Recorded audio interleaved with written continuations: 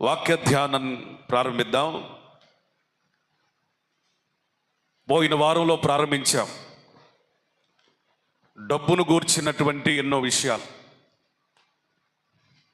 పోయిన వారం ప్రారంభించిన ఆ సెర్మన్ లేదా ప్రసంగం యొక్క టైటిల్ చెప్తారా?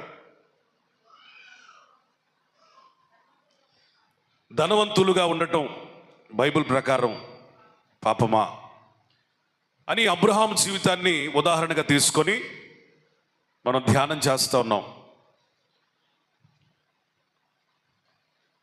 ఆస్తిపరులు కానీ, ఐశ్వర్యవంతులు కానీ, ధనవంతులు కానీ, ఆశీర్వదించబడేవారు కానీ ఊరికినే ఎవరు దానికి కూడా యోగ్యతలు కావాలని, అర్హతలు కావాలని, ఆత్మీయ విలువలు కావాలని నేర్చుకునే క్రమంలో అబ్రహాములో ఉన్నటువంటి రెండు సుగుణాలను మనం జ్ఞాపకం చేసుకొని ధ్యానించాం. ఒకటేంటో చెప్తారా? విధేయత, obedience make a man rich. విధేయత ఒక మనిషిని ఐశ్వర్యవంతునిగా చేస్తుంది. రెండు, విశ్వాసం కూడా ఒక వ్యక్తిని ఆశీర్వదిస్తుంది. ఈ పూట మూడో మాట మనం నేర్చుకుందాం. అబ్రహాములో దేనిని చూచి దేవుడు ఆశీర్వదించాడంటే, అబ్రహాము భక్తి జీవితం కలిగిన వాడు. చెప్పండి, ఎవరో చెప్పండి. భక్తి జీవితాన్ని కలిగిన వాడు. మరలా నాకు ఆదికాండం చదువుతున్నప్పుడు దేవుడు ఒక నూతనమైన ప్రత్యక్షతలు, నూతనమైన విషయాలు బోధించడం నేను గమనించగలుగుతున్నాను. అబ్రహాము 75 సంవత్సరాల ప్రాయంలో దేవుని చేత దర్శింపబడినప్పుడు నేను చదివినప్పుడు నాకు అర్థమైన విషయం ఏమిటి అంటే, అప్పటికే ఆయన దేవుణ్ణి ఎరిగిన వానిగా ఉన్నాడు. స్తోత్రం చెప్పండి. Praise the Lord. దేవునిని ఎరిగిన వానిగాను, భక్తి క్రమములో ఉన్నవానిగాను ఉన్నాడు. నిజ దేవుడు ఎవరో ఎరిగిన వ్యక్తిగా అప్పటికే ఉన్నాడు. ఎందుకంటే అబ్రహాము, నెక్స్ట్ టైం నేను ఆయన జర్నీ చేసినటువంటి ఆ మ్యాప్ చూపిస్తాను. కల్దీయుల దేశం ప్రపంచంలోనే అత్యధికమైనటువంటి చరిత్ర కలిగిన, పురాతనమైన చరిత్ర కలిగినటువంటి నాగరికత మెసపటోమియా నాగరికత. చరిత్ర గతంలో చదువుకున్న వాళ్ళకి తెలుస్తుంది, చదువుకున్న విద్యార్థులకి, పిల్లలకి, యవనస్తులకి. ప్రపంచంలో చరిత్రలు కొన్ని నాగరికతలు ఉన్నాయి. అందులో మెసపటోమియా ఒకటి, రెండవది మొహంజోదారో ఒకటి, మూడవది హరప్పా నాగరికత ఒకటి, నాలుగవది భారతదేశ నాగరికత అయినటువంటి సింధు నాగరికత. ఇట్లా 4-5 ప్రాచీన నాగరికతలు ఉన్నాయి. ఈ ప్రాచీన నాగరికతల్లోకి వెళ్ళా అత్యంత ప్రాచీన నాగరికత ఒక అబ్రహామును యొక్క పితరుణ్ణి లేదా తండ్రిని దేవుడు ఎక్కడి నుంచి పిలిచాడంటే, ఊరు అనే పట్టణములో నుండి పిలిచాడు. పేరుకది ఊరే కానీ అది పట్టణం, అది సిటీ పేరే ఊరు. కల్దీయుల సామ్రాజ్యంలో రాజధాని, క్యాపిటల్ సిటీలో బ్రతుకుతున్నటువంటి వ్యక్తి అబ్రహాము యొక్క తండ్రి. అక్కడి నుంచి ఊరు అనే ప్రాంతం నుంచి ఎక్కడికి వీళ్ళు వచ్చారంటే హారానుకు వచ్చారు. అబ్రహాము హారానుకు వచ్చి అబ్రహాము తండ్రి కానీ, అబ్రహాము కానీ అక్కడ కొంతకాలం స్థిరపడినట్లుగా మనం చూస్తూ ఉన్నాం. ఆ హారాను ప్రాంతంలోనే అబ్రహాము తండ్రి అయినటువంటి తెరహు మరణించాడు. మళ్ళీ వీళ్ళు వెనక్కి వెళ్ళారా అంటే బైబిల్లో రాయబడలేదు. మళ్ళీ వీళ్ళు ఊరు అనే పట్టణానికి వెళ్ళినట్లుగా, మళ్ళీ వెనుదిరిగినట్లుగా లేరు. అయితే నేను చెప్పేది ఏంటంటే, అబ్రహాము ఊరు నుంచి ఎక్కడికి వచ్చాడు? వాళ్ళ తండ్రితో పాటు చెప్పండి, హారాను వచ్చాడు. ఎక్కడికి వచ్చాడు? అక్కడ చనిపోయారు. ఎవరో? వాళ్ళ నాన్నగారు అయినటువంటి తెరహు చనిపోయాడు. వీళ్ళు వెనక్కి వెళ్ళినట్లుగా చరిత్ర లేదు. ఇది మనం గమనించాల్సిన విషయం. డైరెక్ట్గా దేవుడు ఊరు నుంచి పిలవలేదు, కానీ అబ్రహామును పిలిచేటువంటి ఆ సంకల్పంలో మొదటిగా తండ్రిని ప్రేరేపించాడు. స్తోత్రం చెప్పాలి. Praise the Lord. మొదటగా ఎవరిని ప్రేరేపించాడు? ఆ కదలటడానికి, కదిపించడానికి, ఆ ప్రాంతం నుంచి విడిచిపెట్టడానికి ఎవరిని కదిలించాడు దేవుడు? చెప్పాలి. తెరహుని కదిలించాడు.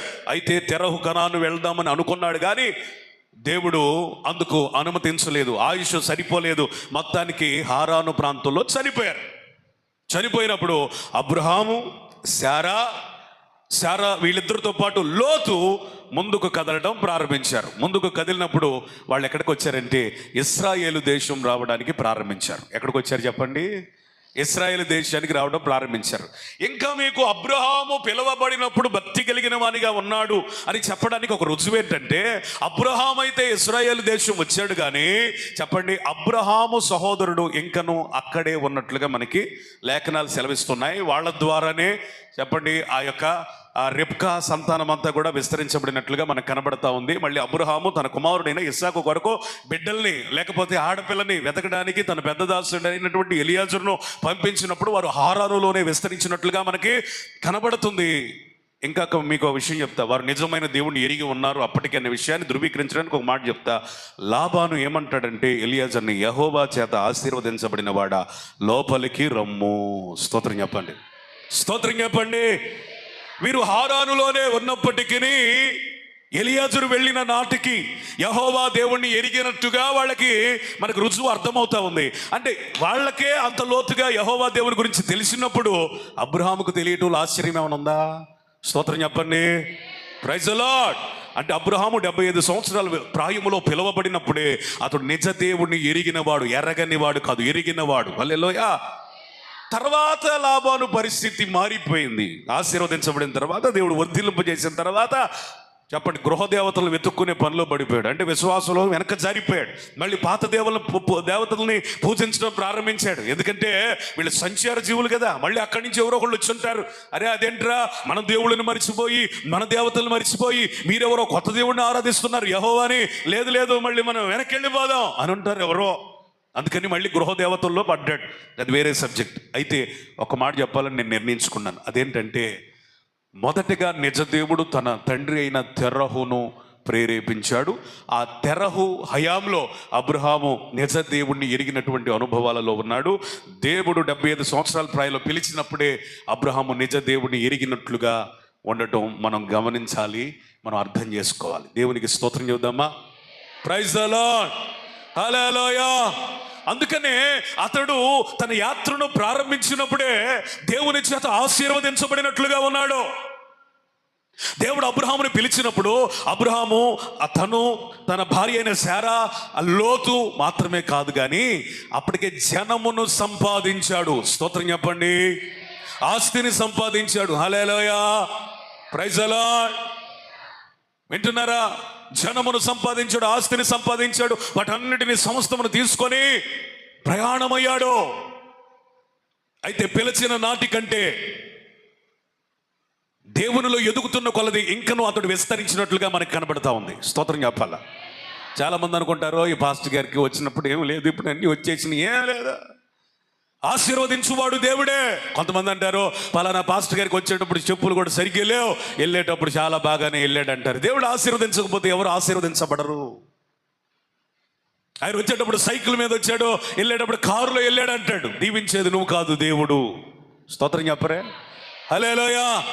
వచ్చేటప్పుడు ఏమీ లేని రిక్తులు వలె వచ్చారు, ఈరోజు స్థిరపడ్డారంటే స్థిరపరిచేది దేవుడే. హల్లెలూయా. ఒక వ్యక్తిని స్థిరపరిచేది, ఘనపరిచేది, ఆశీర్వదించేది, ఐశ్వర్యం ఇచ్చేది మనుషులు కాదు, దేవుడే. ఈరోజు నేను ఒక ప్రశ్న అడుగుతాను, నిన్ను దీవించింది దేవుడా మనిషమ్మా? చెప్పాలి. మిమ్మల్ని అందరిని దీవించిన దేవుడా మనిషమ్మా? మిమ్మల్ని దీవించిన దేవుడా మనిషా? మరి మిమ్మల్ని దీవించిన దేవుడే ఎవరినైనా దీవిస్తాడు కదా, ఎవరినైనా ఆశీర్వదిస్తాడు కదా. ఒక మనిషి ఆశీర్వాదం వెనుక దేవుడే ఉంటాడు కదా. అబ్రహాము భక్తే అబ్రహాము ఐశ్వర్యవంతుడు అవడానికి కారణమైంది. స్తోత్రం. చూడండి అతడు ఎంత భక్తిపరుడంటే అప్పటికప్పుడేదో దేవుడిని తెలుసుకున్న వ్యక్తి కాదు. దేవుడు 75 సంవత్సరాల ప్రాయంలో పిలిచినప్పుడు అతడు నడుచుకుంటూ నడుచుకుంటూ నడుచుకుంటూ ప్రయాణం చేసుకుంటూ కొన్ని సంవత్సరాలు ప్రయాణం చేసుకుంటూ ఎక్కడికి వచ్చాడంటే ఇశ్రాయేలు దేశం వచ్చాడు. చూడండి 12వ అధ్యాయం 8వ వచనం. అక్కడ నుండి అతడు బయలుదేరి బేతేలుకు తూర్పునున్న కొండకు చేరి పడమటనున్న బేతేలుకును తూర్పునున్న హాయికిని మధ్యన గుడారము వేసి అక్కడ యెహోవాకు బలిపీఠము కట్టి యెహోవా నామమున ప్రార్థన చేసి. దేవుడు పిలిచినప్పుడు తన ఆత్మీయ యాత్రను ప్రారంభించినటువంటి అబ్రహాము ఎక్కడికి వచ్చాడంట? బేతేలు దగ్గరికి వచ్చాడట. స్తోత్రం చెప్పండి. ఏల్ అనగా దేవుడు, బేత్ అనగా నివాసం, దేవుని నివాసం, దేవుని ఇల్లు, దేవుని మందిరం. అక్కడికి వచ్చి హాయికిని బేతేలుకు మధ్యలో, హాయి బేతేలు దగ్గర దగ్గరే ఉంటాయి, హాయికిని బేతేలుకు మధ్యలో ఒక గుడారం వేసుకున్నాడట. గుడారం వేసుకోక మునిపే పక్కనే బలిపీఠం కట్టి తనను పిలిచిన, ఇంతవరకు నడిపించిన దేవునికి ప్రార్థన చేయటం మొదలుపెట్టాడు. ఈరోజు నేనేమంటానంటే, పిలిచిన దేవుని ఏర్పాటులో ఉన్నటువంటి అబ్రహాము గుడారం వేసుకోవటమే కాదు, గుడారం పక్కన బలిపీఠం కట్టి దేవునికి ప్రార్థన చేశాడు. అనేక మందికి గుడారాలు ఉన్నాయి. గుడారాలు అంటే నివాసాలు ఉన్నాయి, గృహాలు ఉన్నాయి, ఇళ్ళు ఉన్నాయి. బలిపీఠం ఉందా? నీ ఇంటిలో బలిపీఠం ఉందా? అప్పుడైతే బలిపీఠం వేరో, రాళ్లను పేర్చాలి, దాని మీద ఏదో ఒక జంతువుని పెట్టాలి, మొక్కలుగా కత్తిరించి పెట్టగా ప్రార్థన చేసినప్పుడు దేవుడు దానిని అంగీకరించారని నమ్ముతారు వాళ్ళు. అయితే ఇప్పుడు బలిపీఠం ఏంటో తెలుసా? అతడు బలిపీఠం కట్టి యెహోవా నామమున ప్రార్థన చేసినట్లుగా ఇప్పుడు బలిపీఠం ఏంటంటే, మనం ప్రార్థన చేయటమే బలిపీఠపు అనుభవం. స్తోత్రం, ప్రైజ్ ది లార్డ్. ఏదండి బలిపీఠపు అనుభవం? నువ్వు ప్రార్థించిన ప్రతిసారి ఆయనకి ఏం కట్టినట్టు? బలిపీఠమే కట్టినట్టు. ఈరోజు నేనేమంటానంటే, నీ ఇల్లు చిన్నదైనా పెద్దదైనా, ప్రార్థన గది ఉన్నా ప్రార్థన గది లేకపోయినా ప్రార్థన అయితే ఉండాలి. స్తోత్రం చెప్పండి. నీ ఇంటిలో ప్రతిదినం ఏ అనుభవం ఉండాలంటే ప్రార్థన అనే అనుభవం ఉండాలి. నీ ఇంటిని పాది ఉదయం లేచి నిన్ను పిలిచిన దేవుడిని నువ్వు ఆరాధించగలగాలి, ప్రార్థించగలగాలి. మీ ఇల్లు ప్రార్థన చేయని దినమంటూ ఉండని అనుభవంలోనే ఉండాలి. చాలా మంది ఎందుకు దరిద్రులు అవుతున్నారంటే, చాలా మంది ఎందుకని ఆశీర్వదించబడలేకపోతున్నారంటే, చాలా మంది ఎందుకని వాళ్ళు వెనక్కి వెళ్ళిపోతున్న అనుభవంలో ఉంటున్నారంటే, ఆర్థికంగా చితికిపోతున్నారంటే, ఎక్కడ వేసిన గొంగళి అక్కడే అన్నట్లుగా ఉంటున్నారంటే, ఏది చేసినా వాళ్ళకి కలిసి రావడం లేదంటే కారణం ఏంటయ్యా అంటే, దేవుని సన్నిధిలో నిలిచే అనుభవం వారికి లేదు. వారి ఇంటిలో దేవుని సన్నిధి నిలవటం లేదు. వారు ప్రార్థన చేసే అనుభవాల్ని కోల్పోయారు. నా ప్రియమైన సహోదరి సహోదరులారా, మీ జీవితంలో ప్రార్థన ఎప్పుడు తగ్గిద్దో శాపం అప్పుడు వెంటాడిద్ది. ఆర్థికంగా మీరు అప్పుడు చితికిపోతారు. మీరు ఆర్థికంగా చితికిపోతున్నారంటే, ఏమి చేసినా కలిసి రావటం లేదంటే, ఎన్ని ప్రయత్నాలు చేసినా విఫలమైపోతున్నారంటే, ఏమి ప్రారంభించినా ఫలితాన్ని చూడలేకపోతున్నారంటే, ఒకసారి మీరు ఆలోచించుకోవాలి. ఒకవేళ ప్రార్థనానుభవం లేకనేమో. గుడారం వేశాడు, వెంటనే బలిపీఠం కట్టాడు, ప్రార్థన చేశాడు. అంటే అర్థం ఏంటి తెలుసా? నా దేవా యెహోవా, నిరంతరము నా గుడారములో నీ ఉండాలి. స్తోత్రం. నిరంతరం నీతో నేను ఉండాలి. హల్లెలూయా. నిరంతరం దేవుని సన్నిధిలో మొర్ర పెట్టేవారు ఐశ్వర్యవంతులు అవుతారు. దేవుడు వారిని జ్ఞాపకం చేసుకుంటాడు. అబ్రహాము ఆశీర్వాదం వెనకాల ఉన్నది ఏంటంటే రహస్యం, అతడు నిరంతరం ప్రార్థించే అనుభవం కలిగిన వాడు. అతడు ఎక్కడ అడుగు పెడితే అక్కడ బలిపీఠం కట్టాడు. మీరు బైబిల్ చాలా జాగ్రత్తగా చదవండి. ఆమె ఏ స్థలంలో అడుగు పెడితే అక్కడ బలిపీఠం కట్టాడు. బేతేలు దగ్గరికి వెళ్ళాడా? అక్కడ బలిపీఠం కట్టాడు. ఐగుప్తులోనికి వెళ్ళాడా?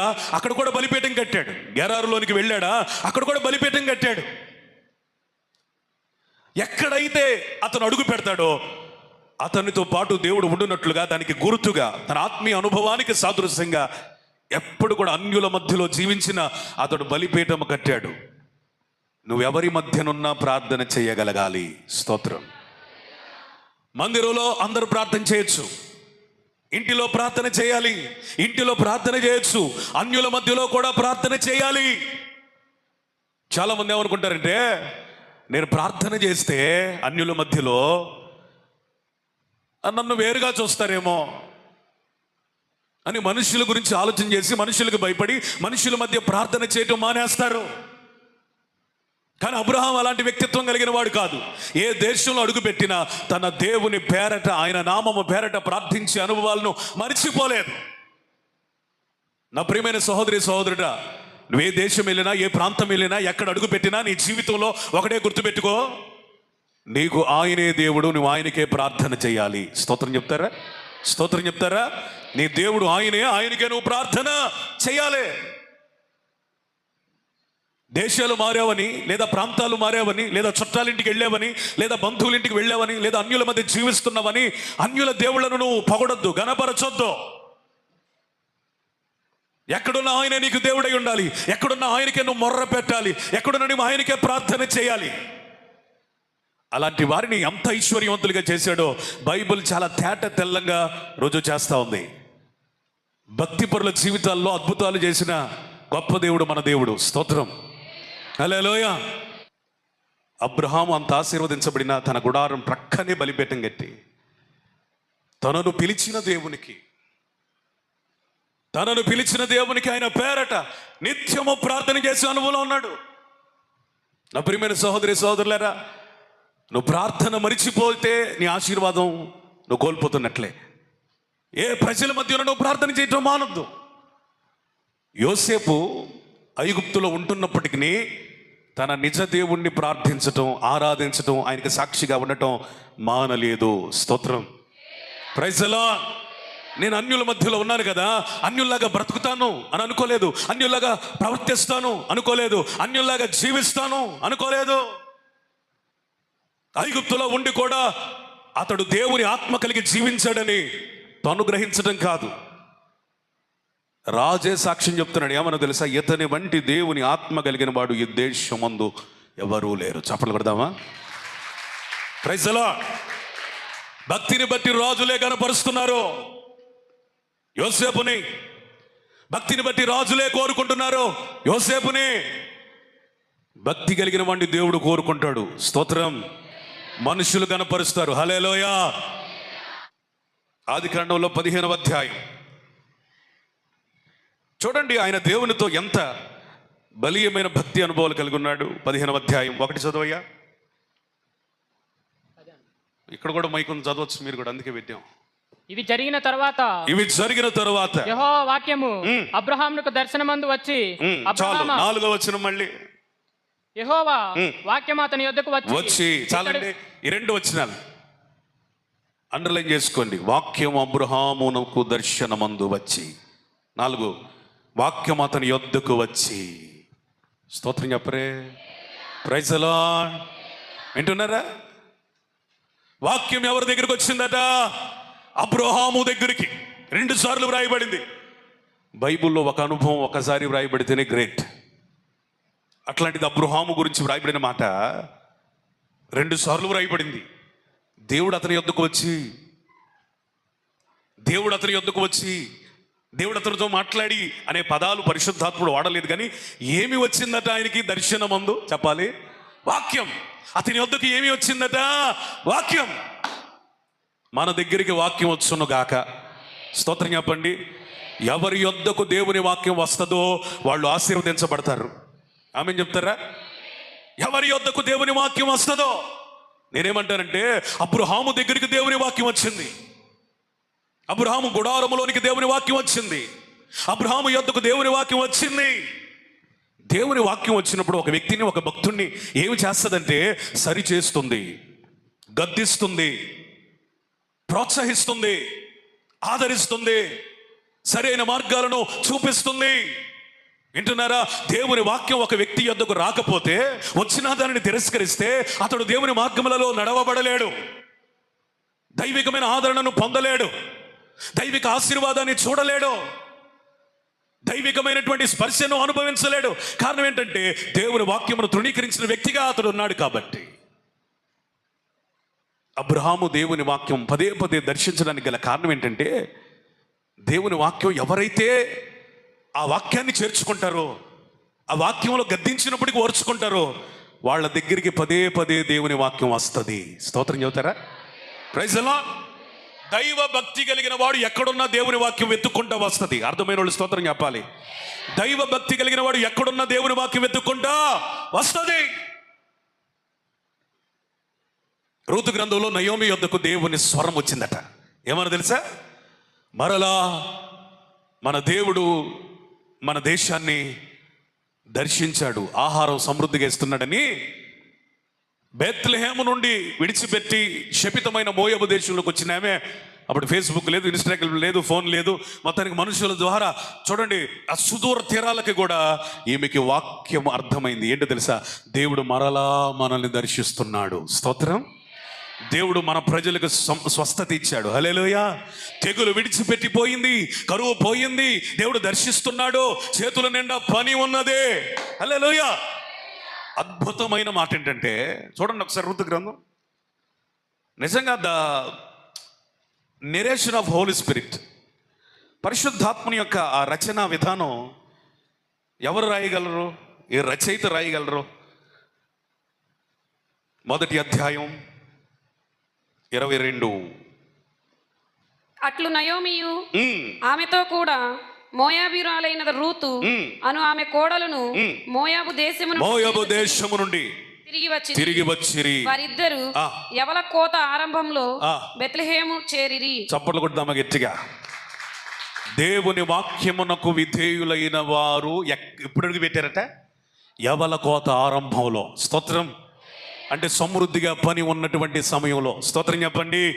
దేవుడు ఆహారం ఇస్తున్న కాలములో. హల్లెలూయా. దేవుడు వారిని పోషిస్తున్న సమయంలో. దేవునికి స్తోత్రం. దేవుని స్వరమునకు లోబడితే నిన్ను ఆయన పోషిస్తాడు, నీకు ఆయన ఉద్యోగం ఇస్తాడు, చేతి నిండా పనినిస్తాడు. నా మాటలు అర్థమవుతున్న వాళ్ళు గట్టికి స్తోత్రం చెబుతారా? దేవుని స్వరం.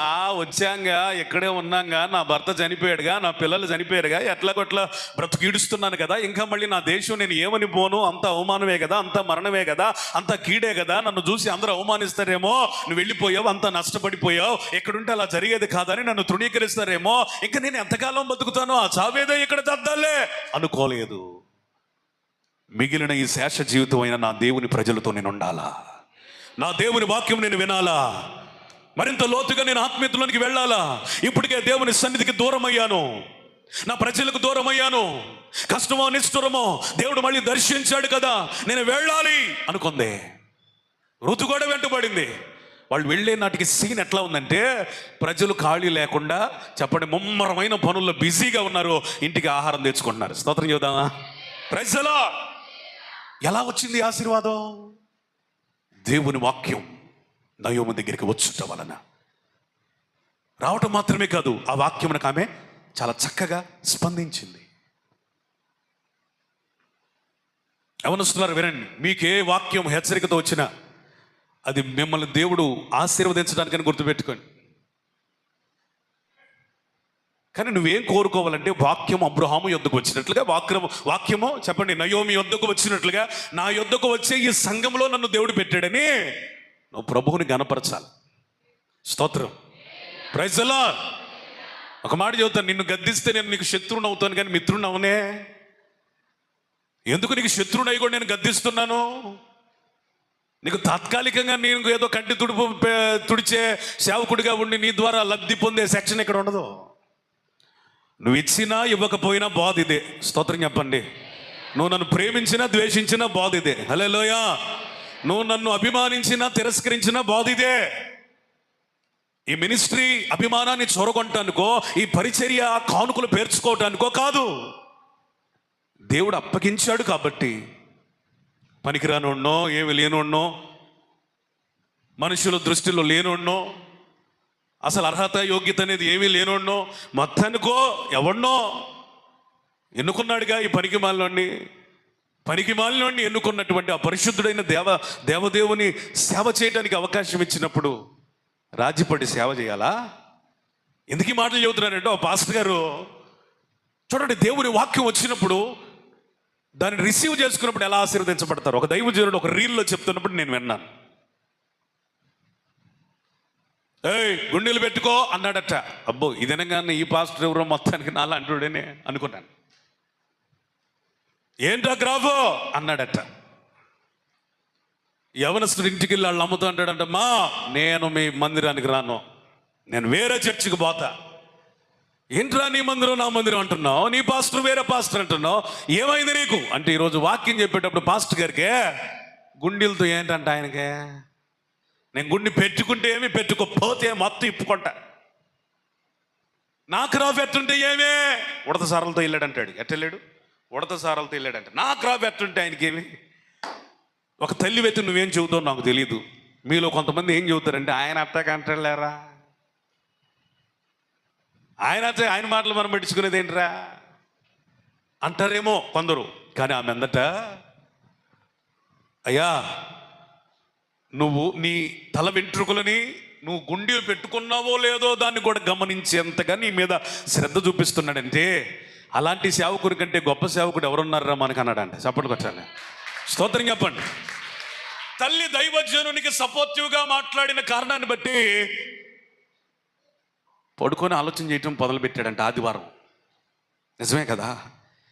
గుండీలు పెట్టుకొని ఇక్కడ రౌడీలాగా నేను గుండీలు ఉప్పు తీసుకుని ఉంటే ఎవడు నాకు చెప్పలేదు మందిరంలో, పాస్టర్ గారు చెప్పాడు. నా తల్లి చెప్పినట్టుగా ఈ క్రాఫ్ ఇలా ఉన్నా నా తండ్రి నన్ను గద్దించకపోతే దైవజనుడు చొరవ తీసుకుని మాట్లాడాడే.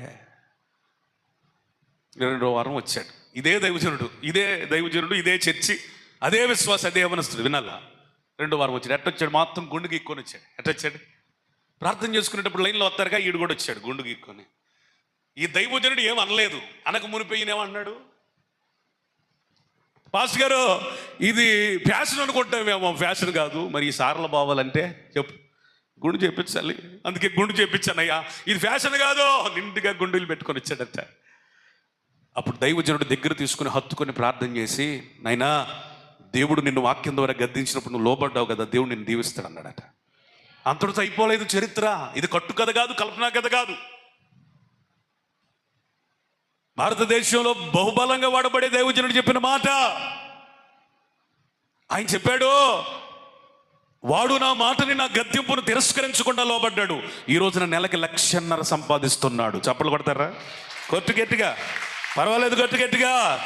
దైవజనునికి లోబడిన విశ్వాసులు, యవనస్తులు, పిల్లలు ఐశ్వర్యవంతులు అవుతారు.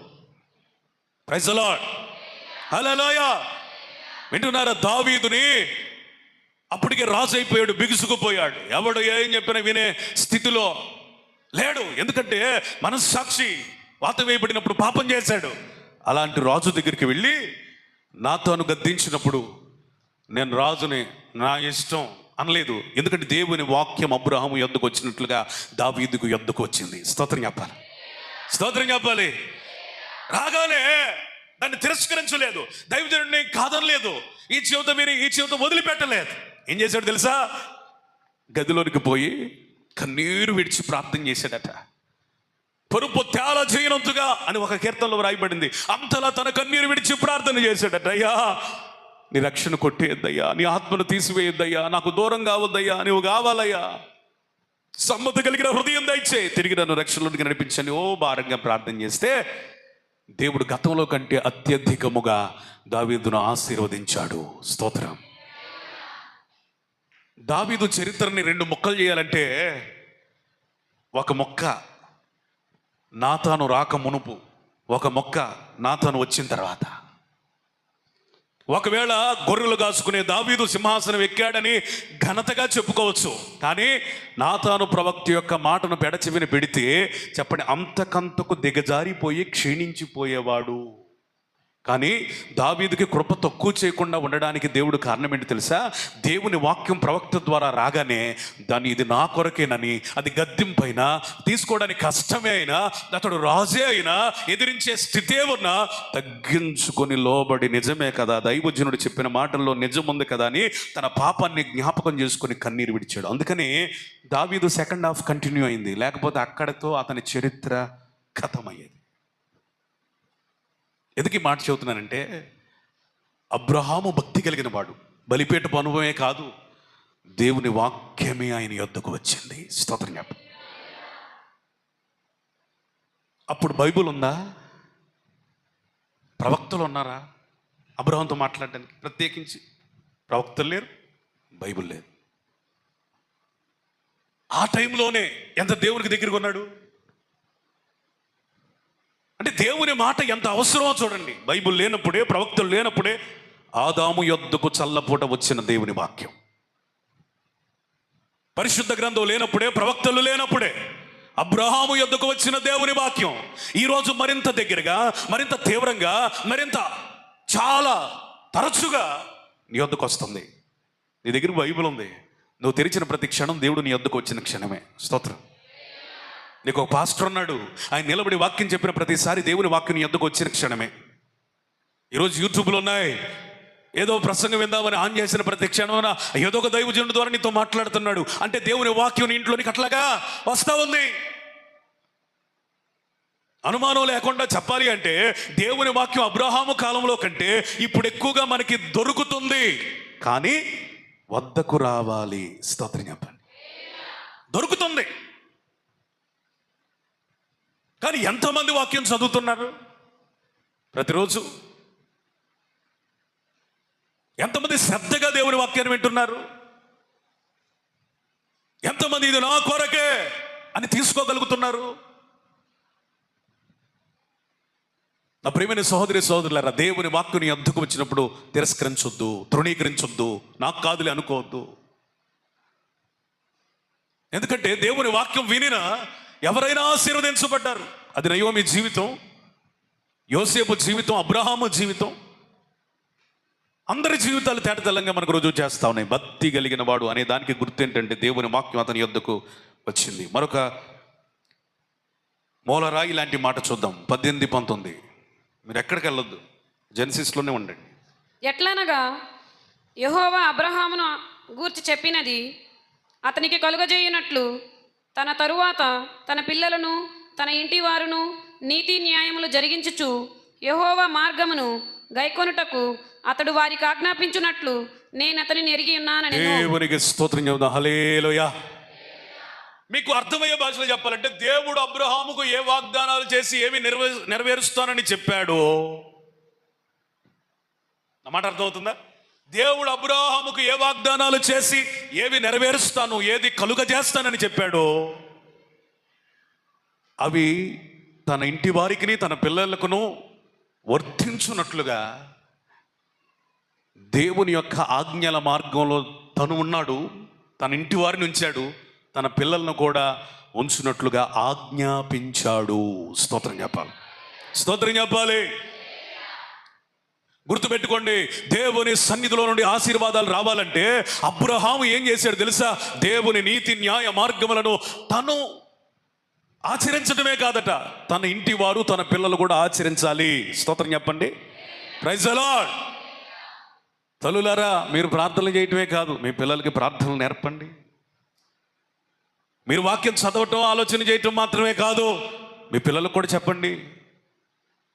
పురుషులారా, మీరు మందిరానికి రావడమే కాదు, దేవుని యందు భయభక్తులు కలిగి ఉండాలని మీ యవ్వన పిల్లలకు చెప్పండి. ఎందుకంటే అబ్రహాము ఆ విధంగా చెప్పాడు.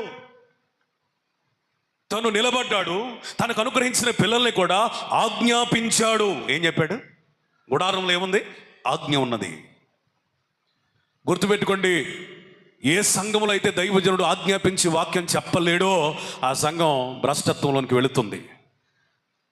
ఆజ్ఞాపించి వాక్యం చెప్పు, ఆ అభిషేకాన్ని కానీ, ఆ విసులుబాటును కానీ, ఆ కృపను కానీ ప్రభు నాకు ఇచ్చినందుకు దేవునికే మహిమ కలుగును గాక. ఏ సంఘంలో అయితే కాంప్రమైజ్ బోధ, చేస్తే చేయలేకపోతే లేదా, అదే ఉంది పెద్ద విషయమా, గద్దించడంలో ఏముందిలే, ప్రేమించడంలో ఏముందిలే, ప్రార్థన చేద్దాంలే, కొంతమంది ఉంటారు. ఏ ఇంటిలో అయితే గద్దింపు ఉండదో, తండ్రులారా వినండి, నీ కొడుకు ఎక్కడికి వెళ్తున్నాడు, నీ కూతురు ఎక్కడికి పోతుంది, వాళ్ళు చేసిన తప్పులు కానీ ప్రవర్తన కానీ నీ ఎదుట అర్థమైనప్పుడు నువ్వేం చెప్పాలా? ఈరోజు ప్రార్థన చేసుకున్నావా అని ఎంతమంది తల్లులు మీ కూతుర్ని అడిగారు, మీ యవనస్తులను అడిగారు? తిన్నావా? ఇది బాగా గుర్తు మనకి. ఏది తిన్నావా? కూర అక్కడ ఉంటుంది, తీసుకో. చదివావా? ఇది బాగా గుర్తున్నది. తిన్నావా, చదివావా? ఈ రెండు ముక్కలే నేటి తరం తల్లిదండ్రులు అడుగుతుంది. అసలు ఈ కాదు, నువ్వు చదవకపోయినా పర్వాలేదు, నువ్వు తినకపోయినా పర్వాలేదు, ముందుగా ప్రార్థన చేసావా? స్తోత్రం చెప్పండి. వాక్యం చదివావా? హల్లెలూయా, హల్లెలూయా. వింటున్నారా? మనుష్యుడు రొట్టె వలన మాత్రమే కాదు కానీ దేవుని నోట నుండి వచ్చు ప్రతి మాట వలన బ్రతుకుతాడు. మీ పిల్లల్ని ఏమని అడగాలి? ఈరోజు లేచావు కదా, ఏం ప్రార్థన చేసావా? ఆజ్ఞాపించడం. చాలా మందికి ప్రార్థన లేదు, ఇక వాళ్ళు ఏం అడుగుతారు? నువ్వు ప్రార్థన చేస్తే కానీ పిల్లల్ని ప్రార్థన చేసావని అడిగేది, నువ్వు వాక్యం చదివితే కానీ నీ పిల్లలు వాక్యం చదివారో లేదని ఆచుకు చూసేది. అబ్రహాము స్థిరపడ్డాడు, తన పిల్లలకు కూడా నేర్పించాడు, ఆజ్ఞాపించాడు. స్తోత్రం చెప్పండి. ఎవరైనా కొంచెం అటు ఇటుగా అవుదాం అనుకుంటే ఊరుకునే ప్రసక్తే లేదు. ఎందుకంటే అబ్రహాం అంత కండిషన్లో పెట్టాడు.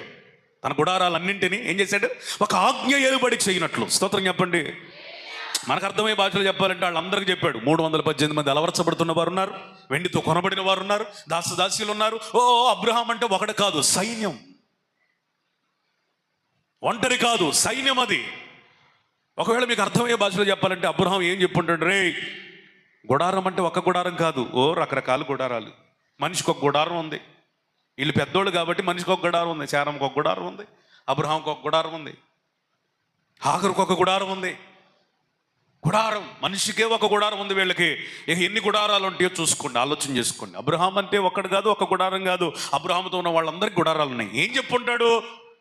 మీ గుడారంలోనికి నేను వచ్చినా రాకపోయినా ఈ గుడారములో దేవుని ఆజ్ఞ ఉండాలి. స్తోత్రం. దేవుని వాక్యం ఉండాలి. హల్లెలూయా. దేవుని భయం ఉండాలి. ఎంతమంది ఉన్నారు కదా, ఏదో ఒక స్త్రీని మనం కదిపిద్దాం, వ్యభిచరిద్దాం అనుకుంటే నా గుడారంలో ఎవడు ఉండొద్దు, గెట్ అవుట్. ఇట్లాగే ఉంటుంది అబ్రహాం స్థితి. విశ్వాసం లేకుండా బ్రతుకుదాం కదా అనుకుంటే కుదరదు. అట్లాంటి వాళ్ళు వెళ్ళిపోవచ్చు. విశ్వాసానికి లోబడిన వాళ్ళే, పరిశుద్ధతకు లోబడిన వాళ్ళే, ప్రార్థన చేయడానికి లోబడిన వాళ్ళే, వాక్యము ప్రత్యక్షతలు కలిగిన వాళ్ళే, చివరాఖరికి సున్నతి చేయించుకోవడానికి కూడా ఇష్టపడిన వాళ్ళు మాత్రమే గుడారంలో ఉన్నారు. కారణం ఏంటంటే అబ్రాహాము గుడారాలన్నింట దేవుని ఆజ్ఞ విస్తరించింది. చెప్పలు కొడదాం ఒకసారి. Praise the Lord. హల్లెలూయా. ఇది ఆజ్ఞలు కలిగిన దేవుని గుడారముగా ఉండును గాక. మన పరిచర్య, మన మందిరం ఎట్లుండాలా? ఆజ్ఞలు కలిగిన దేవుని గుడారముగా. నేను గద్దించి బోధించినప్పుడు మీరు అర్థం చేసుకోండి, మా పాస్టర్ గారు పడిపోయాడు అన్నప్పుడే అర్థం చేసుకోండి. మా పాస్టర్ గారు లోక సంబంధం అయిపోయాడు, మా పాస్టర్ గారు శరీరానుసారంగా ప్రవర్తిస్తున్నాడు, బోధిస్తున్నాడు. మా పాస్టర్ గారు చెప్పండి, దీవించబడిన తర్వాత బోధన పక్కన పెట్టాడని మీరు ఎప్పుడు నన్ను గురించి అనుకోవాలో తెలుసా? నేను మీకు గద్దించి బోధ చేయనప్పుడు, నేను గద్దించి మీకు బోధిస్తున్నాను అన్నప్పుడు అర్థం చేసుకోవాలి, దేవా ఇలాంటి సేవకుని మాకు ఇచ్చినందుకు దేవునికి స్తోత్రం. Praise the Lord. ఎందుకంటే గద్దించేవాడిని మాకు ఇచ్చావయ్యా, హెచ్చరించేవాడిని మాకు ఇచ్చావయ్యా. అబ్రహాము ఎలాంటివాడంటే మంచికి మంచి చెప్పండి, హెచ్చరించాల్సి వస్తే అబ్రహాములో క్రూరత్వం కనపడుతుంది. అలాంటి నాయకుడు అబ్రహాము. ఎట్లా తన ప్రజలు నడిపిస్తున్నాడట? దేవుని విషయమై ఆజ్ఞాపిస్తున్నాడు, క్రమపరుస్తున్నాడు. వాళ్ళందరూ క్రమపడుతున్నారు. అట్లా తెలుసంట అబ్రహాముకి. అబ్రహాము దేవునికి ఎట్లా తెలుసంట? వచనం ఎట్లా తెలుసంట? తన ఆజ్ఞల విషయమై ప్రజలను హెచ్చరించువానిగా అబ్రహాముని ఎరిగిన దేవుడు. స్తోత్రం చెప్పండి. మరొక మాట చూద్దాం, 17:1. అబ్రహాము భక్తికి తార్కాణాలుగా ఉన్నటువంటి వచనాలు ఇవి. అబ్రహాము 99 ఏండ్ల వాడైనప్పుడు యెహోవా అతనికి ప్రత్యక్షమై, నేను సర్వశక్తి గల దేవుడను, నా సన్నిధిలో నడుచుచు నిందారహితుడవై ఉండుము. చూడండి, అబ్రహాముతో దేవుడు 99 సంవత్సరాల ప్రాయంలో మాట్లాడుతున్నాడు. ఏమని మాట్లాడుతున్నాడంటే, నేను సర్వశక్తి గల దేవుడును, నా సన్నిధిలో నువ్వు ఎట్లుండాలా? నిందారహితముగా. ఈ మాటలో లోతు చాలా ఉంది. నేను ఎలాంటి దేవుణ్ణి? Praise the Lord. సర్వశక్తి కలిగిన దేవుణ్ణి. ఇంగ్లీష్లో చెప్పాలంటే I am almighty God. అలాంటి దేవుణ్ణి, సర్వశక్తి కలిగిన దేవుణ్ణి అంటే అర్థం ఏంటి? I can do anything in your life. నీ జీవితంలో నేను ఏదైనా చేయగలను. దీవించగలిగే శక్తి నాకుంది. చెప్పండి, నీ వద్ద నుండి దీవెనను తీసివేసే శక్తి కూడా, నేను హెచ్చించగలిగిన శక్తి ఉంది, నేను అణగద్రొక్కగలిగిన శక్తి కూడా, నేను ఆశీర్వదించగలిగిన శక్తి ఉంది, నేను శాపానికి అప్పగించగలిగిన శక్తి కూడా నిన్ను బలపరచగలిగిన శక్తి ఉంది, బలహీనపరచగలిగిన శక్తి కూడా ఎవరికి ఉంది చెప్పరేంటి? ఎందుకు నేను సర్వశక్తి కలిగిన, స్తోత్రం చెప్పండి. యవనస్తులారు వింటున్నారా? మనం ఎవరి సన్నిధిలో ఉన్నాం? We are in the presence of God of almighty. సర్వశక్తి కలిగిన దేవుని సన్నిధిలో ఉన్నాం. ఏదైనా చేయగలడైనా, స్తోత్రం చెప్పండి. ఈ మధ్య ఒక పాట ప్రపంచవ్యాప్తంగా తెలుగు ప్రజలకి తెలియదు అన్నట్టుగా దేవుడు ఆశీర్వాదకరంగా ఒక పాటని చెప్పండి, వరల్డ్ వైడ్, నాకు తెలిసి ఇక పక్క ఖండాలు కూడా పాడుకుంటాయి తెలుగు వాళ్ళు ఉంటే. ఏం పాట అది? ఏదైనా చేయగలవు, కథ మొత్తం మార్చగలవు, నీ నామముకే యేసయ్యా యేసయ్యా నీకే. Praise the Lord. గట్టిగా స్తోత్రం చెప్పాలి. హల్లెలూయా చెప్పాలి గట్టిగా. ఆయన ఏదైనా చేయగలడు, కథలు మొత్తం. అది పాజిటివ్గా కానీ చెప్పరండి, నెగిటివ్గా కూడా. ఏదైనా చేయగలడు, కథ ఎట్టయినా మార్చగలడు. సుఖంతో ప్రారంభించిన దాన్ని దుఃఖంగాను, దుఃఖంతో ప్రారంభించిన దాన్ని సుఖంగాను, హెచ్చింపుతో ప్రారంభించిన దాన్ని అణగారిన విధానంలోనూ, అణగార్చిన వారిని సింహాసనం మీద పెట్టడంలోనూ కథనెట్లయినా he can change your story.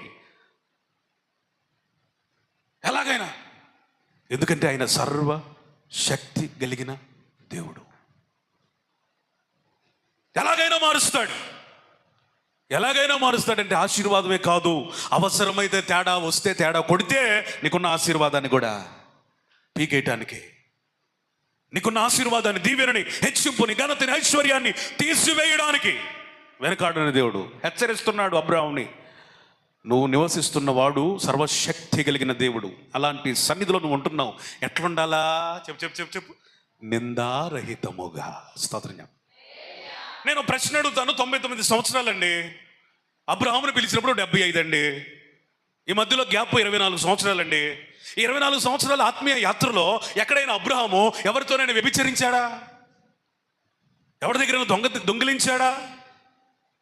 ఎవరినైనా బలాత్కారంగా తన బలముతో ఆక్రమించుకున్నాడా స్థలాల్ని? నో.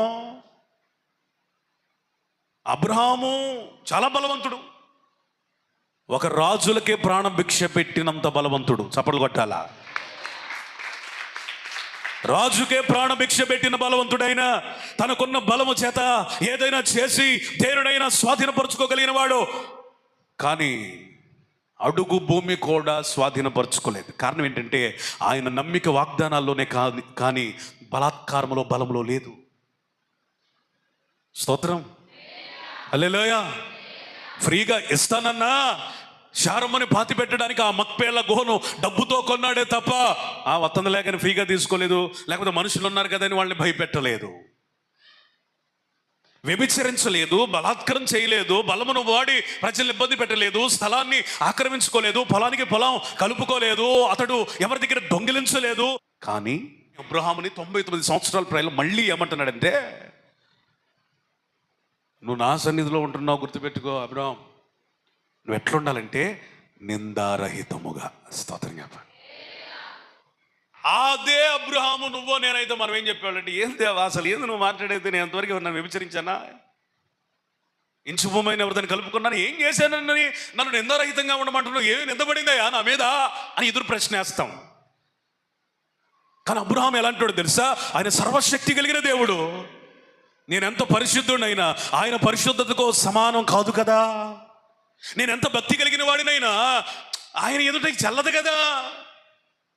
నన్ను నిందారహితుడిగా ఉండమన్నాడని ఇంకా జాగ్రత్తగా బ్రతకడం ప్రారంభించాడు. స్తోత్రం చెప్పండి. 3వ వచనాన్ని మీరు చదివితే మంచి క్లారిటీ వస్తుంది. 17:3. అబ్రహాము సాగిలపడి ఉండగా దేవుడు అతనితో మాట్లాడి, స్తోత్రం చెప్పండి.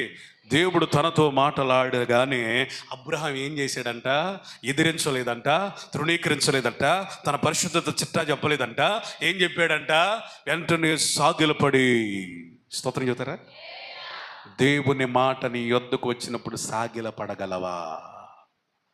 సాగిలపడగలవా? స్తోత్రం చెప్తారా?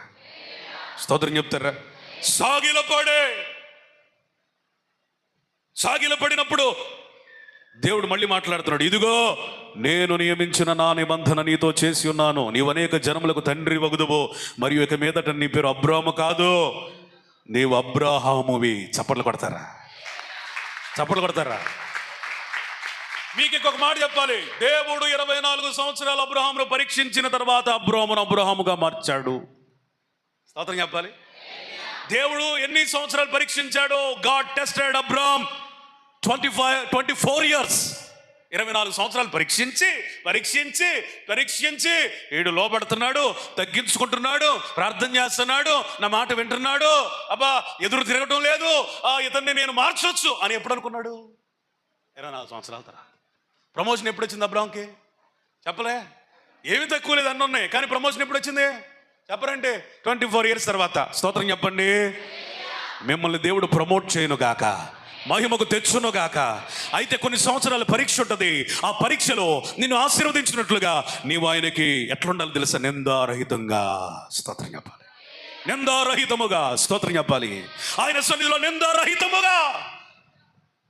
ఉద్యోగం ఆలస్యం అవుతుందని భయపడద్దు, నువ్వు నిందారహితంగా బ్రతుకు. ఆమేన్. పెళ్లి ఆలస్యం అవుతుందని గాబరా పడద్దు. అబ్రహామును పరీక్షించిన దేవుడే నిన్ను పరీక్షిస్తున్నాడు. ఆలస్యంలో నీకు ఆశీర్వాదం కలుగును గాక. పిల్లలు పుట్టడం లేదని హైరాణ పడద్దు, దేవుడు మరిచిపోయాడేమో అనుకోవద్దు. దేవుడు అబ్రహామును పరీక్షించినట్లుగా నిన్ను కూడా పరీక్షిస్తున్నాడు, మహిమ కొరకు. స్తోత్రం చెప్పండి. ప్రమోషన్ కొరకు. హల్లెలూయా. అర్థమైందా? మన భక్తి మనల్ని పాస్ చేస్తుంది, కృతార్థులుగా మారుస్తుంది. దేవుడు అంగీకరించే అర్పణగా మారుస్తుంది. స్తోత్రం, స్తోత్రం. అబ్రహాము భక్తే అబ్రహాము ధనవంతుణ్ణి చేసింది అనడానికి ఎంతకంటే ఇంకేం చెప్పాలా? అతడి ప్రార్థన, అతడు వాక్యం. చెప్పండి. అతడు చాలా ఖండితంగా తన కుటుంబాన్ని నడిపించడం వాక్యంలో. అతడు దేవుని సన్నిధిలో నిందారహితంగా పవిత్రంగా బ్రతకడం. ఈ 4 మాటల్లోనే మనకి జీవితానికి కావలసిన పాఠం దొరికింది. స్తోత్రం చెప్పాలి. హల్లెలూయా. దేవుడు నిన్ను ఎంత దీవించినా అంతకంటే ఎక్కువ దీవించగలిగిన దేవుడని నమ్మాలా. నా మాటలు అర్థమైంది తెలుగు? దేవుడు నిన్ను ఎంత దీవించినా అక్కడితోనే ఆగిపోయే దేవుడు కాదు. నువ్వు సంతోషపడినా నిన్ను ఊరుకోడు ఆయన, ఇంకా అంతకంటే ఎక్కువగా దీవించగలిగిన దేవుడు. స్తోత్రం చెప్పండి. నువ్వు ఇదే దీవెన, ఇది జాలే అని దేవుణ్ణి మర్చిపోయావనుకో, ప్రార్థన వదిలిపెట్టావనుకో, వాక్యం విడిచిపెట్టావనుకో, నిందారహితంగా బ్రతకడం మానేసావనుకో, సాక్ష్యాన్ని కోల్పోయావనుకో, ఆజ్ఞానుసారంగా బ్రతకడం నేర్పడం మర్చిపోయావనుకో, అంతటితో నీ ఆశీర్వాదం ఆరతగర్భంలాగా ఆరిపోద్ది, కరిగిపోద్ది, కనపడదు. కానీ నువ్వు ఎట్లా ఉండాలి తెలుసా? కృప వెంబడి కృపలోనికి. ఆమేన్. మహిమ వెంబడి మహిమలోనికి. స్తోత్రం చెప్పండి. స్తోత్రం చెప్పండి. బలములో నుండి అధికమైన బలాభివృద్ధిలోనికి. హల్లెలూయా. వెళ్ళాలంటే దేవుని సన్నిధిలో ఎట్లుండాలట చెప్పండి. 24 సంవత్సరాల దాకా ఒకటి అబ్రహాము చరిత్ర, అక్కడి నుంచి మరొక చరిత్ర. ఒకవేళ అబ్రహాముగానే ఉంటే అలవర్చబడిన 100 మంది ఉండవచ్చు. వెండి బంగారాలు, పశుపక్షాదులు, పశువులు విస్తారమైన ఉండొచ్చు. కానీ ఎవరు లేరు, అసలు లేడు. స్తోత్రం చెప్పండి. ఇస్సాకు లేడు. స్తోత్రం చెప్పండి. వారసుడు లేడు. స్తోత్రం చెప్పండి. ఇస్సాకు కావాలంటే నువ్వు పరీక్షించబడాలి, నిందారహితంగా బ్రతకాలి. స్తోత్రం చెప్తారా? భక్తి నేర్చుకోండి, భయభక్తులు కలిగి ఉండండి, పరిశుద్ధంగా ఉండండి, నిందారహితంగా బ్రతకండి, ఆయన ఆజ్ఞల జాడల్లో నడవండి. నీ ఆశీర్వాదాన్ని ఎవడు ఆపుతాడు? No one can stop your blessing. ఈ 4 ముక్కలు తీసుకొని ఇంటికి వెళ్ళండి. దేవునికి స్తోత్రం చెప్పండి. ఇంకొక మాట, అతడు సమాధానాన్ని కాపాడుకున్నాడు. విధేయతే కాదు, విశ్వాసమే కాదు, భక్తి జీవితమే కాదు, ఎక్కడికి వెళ్ళినా సమాధానాన్ని కాపాడుకున్నాడు. 2 సందర్భాలు గుర్తు చేస్తా. ఆయన సమాధానాన్ని కాపాడుకున్నాడు అనే దానికి 2 విషయాలు గుర్తు చేస్తా. ఒకటి లోతు విషయంలో, 2 అబీమెలెకు విషయంలో. లోతు విషయం మనందరికీ తెలుసు. అబ్రహాము పశువుల కాపరులకును, లోతు పశువుల కాపరులకును పెద్ద గొడవైంది. ఎందుకంటే వాళ్ళు మేపే చోట లోతు పశువుల కాపరులు, ఇవి మా ఒంట్లో, ఇవి మా గాడిదలో, ఇవి మా గొర్రెలో, ఇవి మావి అంటే కాదు ఇవి మావయ్యా, ఇవి మావి, ఇట్లా గొడవ, పరస్పరం గొడవైంది. ఈ గొడవ అబ్రహాం దగ్గరికి వచ్చింది. అబ్రహాం లోతుని పిలిపించి, నాయనా లోతు, మనం ఎక్కడి నుంచో దేవుడు పిలిస్తే ఇక్కడికి వచ్చాం, పరదేశులుగా బ్రతుకుతున్నాం. ఇంతవరకు నీ మీద కానీ నా మీద కానీ ఎటువంటి రిమార్క్ లేదు. ఈ రోజున నీ పనివారు గొడవ పడ్డారు, రేపు మనమే గొడవ పడతామేమో. ఎందుకు ఇది అవసరమా? దయచేసి నన్ను విడిచి వేరొక చోటుకి పొమ్ము. నువ్వు తూర్పుకి వెళ్తావా, నేను పడమటికి వెళ్తాను. నువ్వు పడమటికి వెళ్తావా, నేను తూర్పుకి వెళ్తాను. చాయిస్ ఇస్ యువర్స్ అని సమాధానపూర్వకంగా, గొడవ పెట్టుకోకుండా సమాధానపూర్వకంగా తన నిర్ణయానికి వదిలేశాడు. అంటే అర్థం ఏంటి తెలుసా? అబ్రాహాము పీస్ లవర్, సమాధాన ప్రేమికుడు. స్తోత్రం చెప్పాలి. తాను నిర్ణయం తీసుకొని లోతుని ఒక చోటుకి వెళ్ళమని ఆజ్ఞాపించవచ్చు, కానీ ఆ పని చేయలేదు అబ్రహాం. తన స్వేచ్ఛకి, తన స్వాతంత్రానికి, తన సొంత నిర్ణయానికి విలువనిచ్చినట్టుగా, ఆ ప్రైవసీ ఇచ్చినట్లుగా మనం చూస్తూ ఉన్నాం. సమాధానపూర్వకముగా. ఎందుకంటే అబ్రహాం నమ్మిన సిద్ధాంతం ఏంటంటే, కలిసి ఉండి కొట్టుకోవటం కంటే విడిపోయి సమాధానంగా ఉండటం బెటర్. స్తోత్రం చెప్పండి. మీ జీవితంలో కానీ నా జీవితంలో కానీ నేర్చుకోవాల్సినటువంటి పాఠం ఏంటంటే, రోజు కలుసుకొని కొట్టుకోవటం కంటే విడిపోయి ప్రశాంతంగా ఉండటం బెటర్. స్తోత్రం చెప్పండి. హల్లెలూయా. విడిపోయి పెళ్ళికో ఫంక్షన్కో కలిస్తే బెటరు. పక్కపక్కన ఇంట్లోనే ఉంటూ, అదే ఇంట్లో ఉంటూ తన్నుకొని కొట్టుకొని రోజు ఊరోళ్ళ మధ్యలో పరువు తక్కువగా బతకడం కంటే, భక్తి లేనోళ్ళగా బతకడం కంటే, సాక్ష్యాన్ని పోగొట్టుకోవటం కంటే అసలు విడిపోయి ప్రశాంతంగా ఉండటం బెటర్ కదా. ఇది నేను చెప్పే పాఠం కాదు. ఎవరు చెప్పారు? అబ్రహాం చెప్పాడు. స్తోత్రం చెప్పండి. స్తోత్రం చెప్పండి. కొన్నిసార్లు కొన్ని మనల్ని అశాంతికి గురి చేస్తాయి. కొంతమంది వ్యక్తులు మన జీవితాల్లో ప్రశాంతతని కరువు చేస్తారు. అలాంటి వ్యక్తుల పట్ల గొడవ పడొద్దు, తన్నుకోవద్దు, కేసులు పెట్టుకోవద్దు, ఒకళ్ళ మీద ఒకళ్ళ నిందలేదు మోపుకోవద్దు. ఎవడు కనిపిస్తే వాళ్ళకి వాళ్ళ చరిత్రలు కథలుగా పొంకాలుగా చెప్పొద్దు. అబ్రహాము లోతుని గురించి చెడు చెప్పినట్లుగా కానీ, లోతు అబ్రహాము గురించి చెడు చెప్పినట్లుగా కానీ ఎక్కడ లేదు. వాళ్ళు సమాధానపూర్వకంగా విడిపోయారు. స్తోత్రం చెప్పండి. లోతు దగ్గరికి అబ్రహాము వెళ్ళలేదనే పేరే కానీ, లోతు కొరకు అబ్రహాము చెప్పండి కన్నీరు విడిచి రాత్రంతా దేవుని సన్నిధిలో మొర్రపెట్టాడు.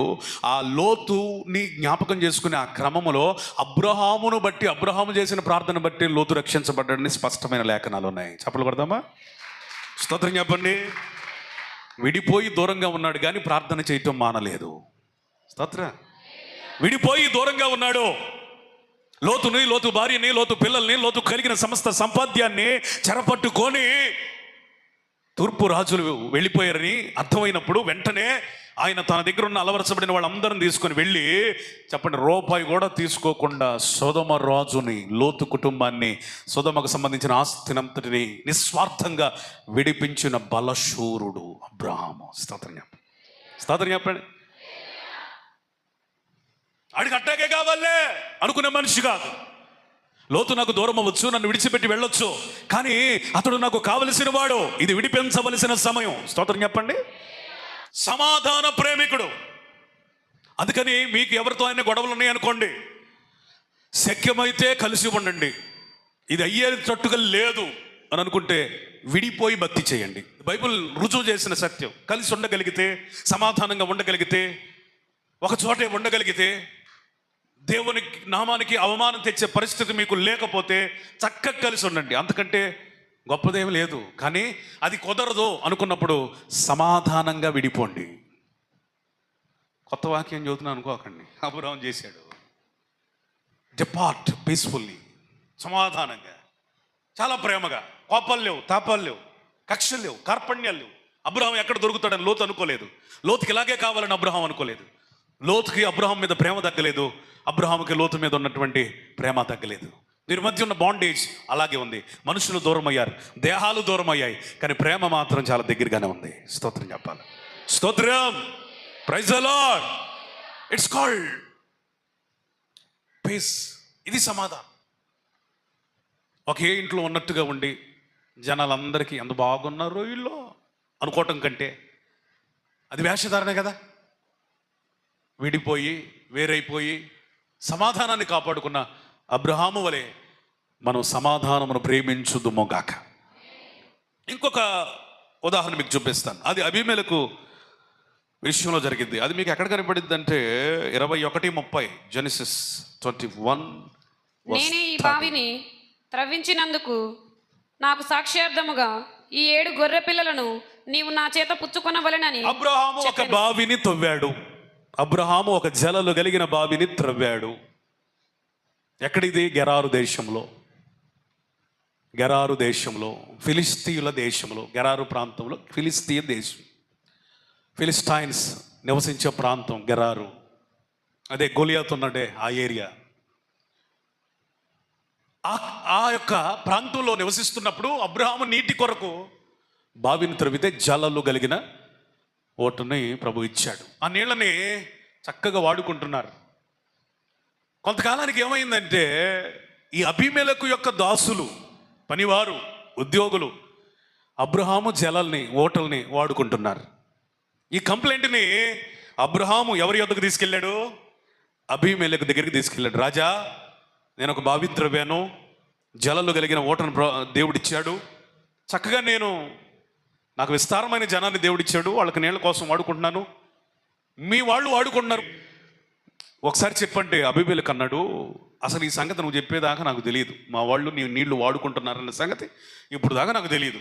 సరేలే, వాళ్ళకి చెప్తానులే, ఇక నీ దగ్గరికి రారులే, నీ యొక్క బావిని వాడుకోరులే అని అభయం ఇచ్చాడు. అప్పుడు అబ్రహాం ఏం చేశారు తెలుసా?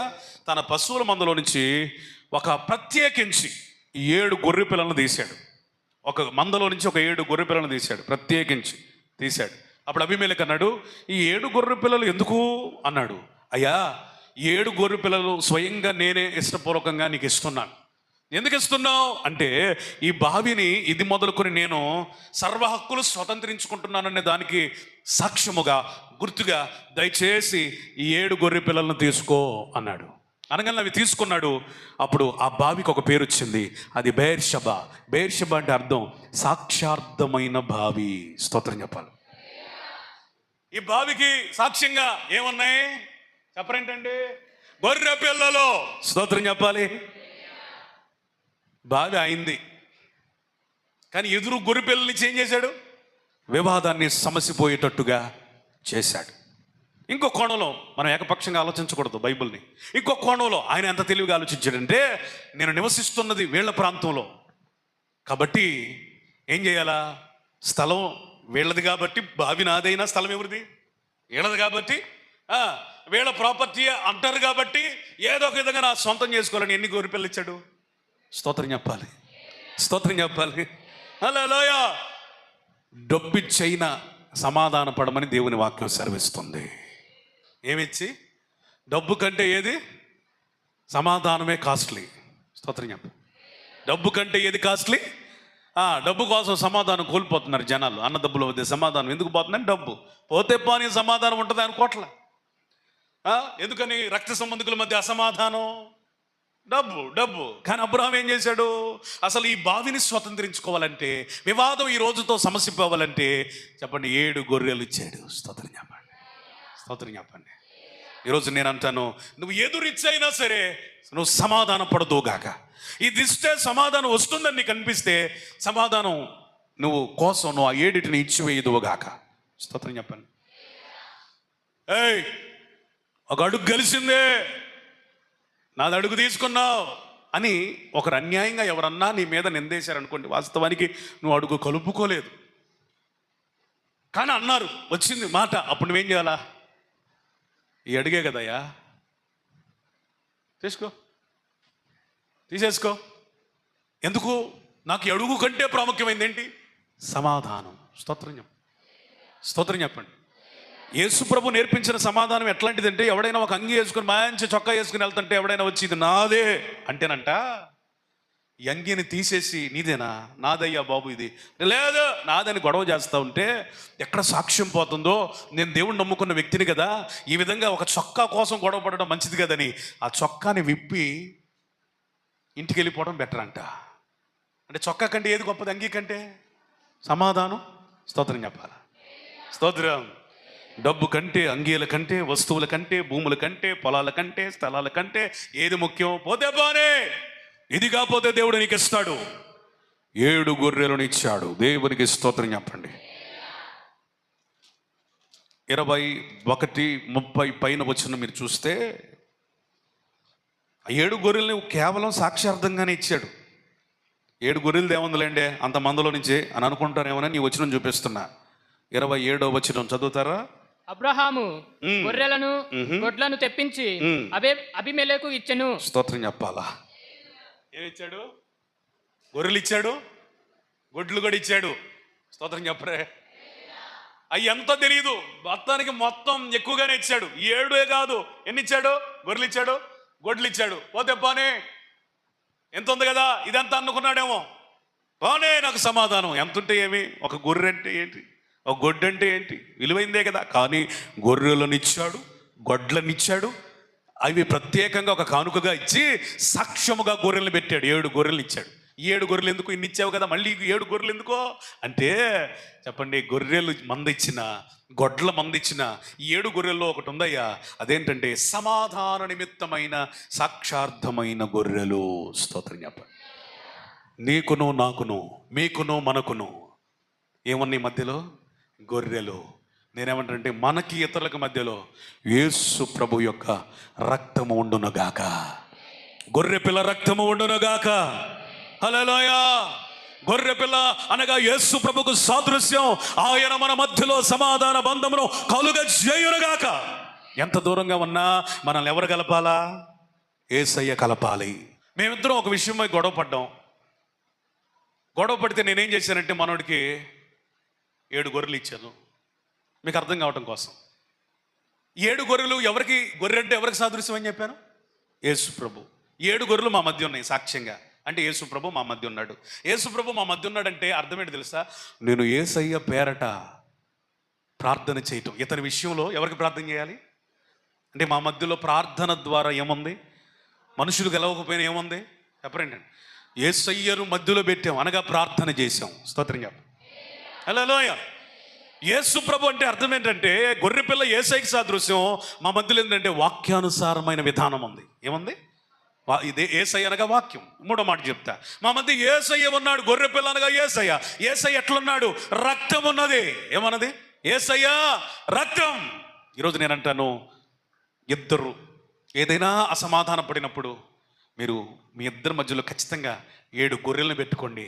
అనగా యేసు ప్రభు రక్తం, యేసు ప్రభు విషయం, యేసు ప్రభుకి ప్రార్థన, చెప్పండి యేసు ప్రభు యొక్క వాక్యం. ఈ విధంగా మనం ఏం చేయాలో తెలుసా? మనుష్యులు విడిగా ఉన్నను కొన్ని కారణాలను బట్టి మన మధ్యలో దేవుడు మాత్రం ఉండునట్లుగా. స్తోత్రం చెప్పాలి. మన మధ్యలో ఎట్లుండాలా? దేవుడు ఉండాలి. స్తోత్రం చెప్పాలి. Thank you. కూర్చో. ఒక దినమున యేసు ప్రభు ఒక ప్రాంతానికి వెళ్తా ఉన్నాడు. యేసయ్యతో పాటు శిష్యులు వెంబడిస్తున్నారు.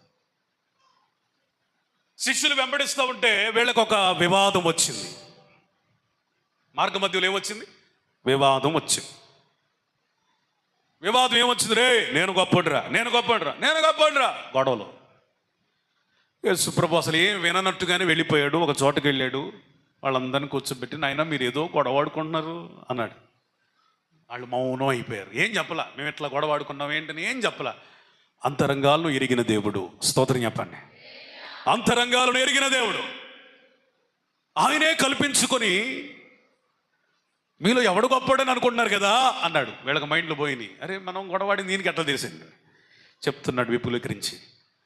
అన్యులైతే ప్రభుత్వాలను పెట్టుకొని వాళ్ళ మీద ఏలి మేము రాజులం కాబట్టి గొప్పడు అని అనుకుంటారు.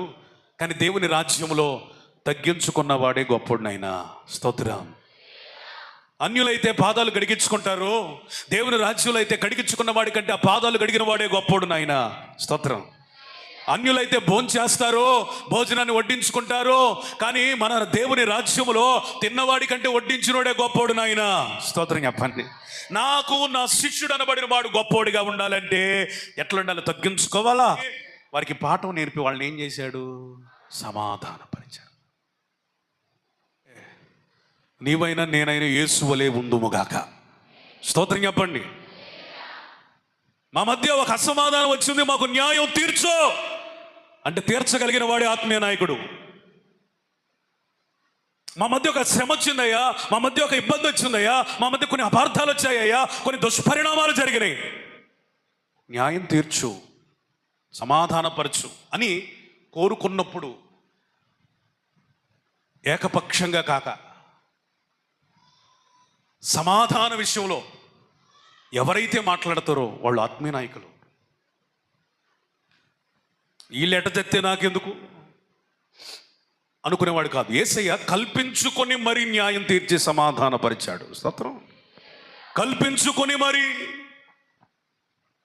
ఎందుకంటే యేసయ్యకి మనకు నేర్పిస్తున్న పాఠం ఏంటంటే సమాధానమే మనకి పునాదిగా ఉండాలి. దేవుని రాజ్యంలో ఏముండాలి? సమాధానం. దేవునికి మహిమ కలుగును గాక. కొండ మీద ప్రసంగంలో అద్భుతమైన మాట చెబుతున్నాడు యేసయ్య. సమాధానపరచువారు ధన్యులు. మరి ఎవరట? దేవుని కుమారులు. ఎవరు సమాధానపరిచేవాళ్ళు? ఎవరు? దేవుని కుమారులు. స్తోత్రం చెప్పండి. ఇద్దరి మధ్య గొడవ పెట్టేవాడు ఎవడు? సైతాను పుత్రుడు. స్తోత్రం చెప్పండి. స్తోత్రం చెప్పండి. నీ దగ్గరికి ఏదైనా సమస్య వస్తే చేతనైతే సమాధానపరచు. నీ చేతిలో ఉంటే చేయగలిగితే సమాధానపరచు.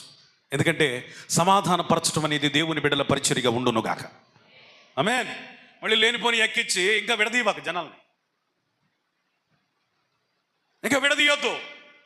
నేను ఈ విధంగా చెబితే నాకు దూరం అవుతారేమో అని అనుకోవద్దు. సమాధానాన్ని ప్రేమించేవాడే మనతో ఉంటాడు. ఆమేన్.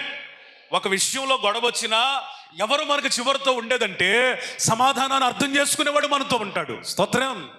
Praise the Lord. యేసు ప్రభు హీస్ ఎ గుడ్ లీడర్.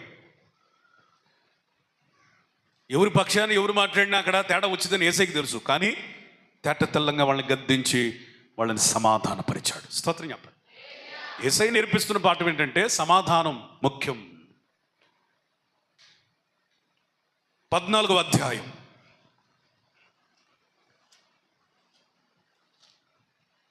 17 నుండి 20 వచనాలు. అతడు కదొర్లయోమెరును అతనితో కూడా ఉన్న రాజులను ఓడించి తిరిగి వచ్చినప్పుడు సొదొమ రాజు అతని ఎదుర్కొనుటకు రాజు లోయ అనే షావే లోయ మట్టుకు బయలుదేరి వచ్చెను. మరియు షాలేము రాజైన మెల్కీసెదెకు రొట్టెను ద్రాక్షారసమును తీసుకొని వచ్చెను. అతడు సర్వోన్నతుడు దేవునికి యాజకుడు.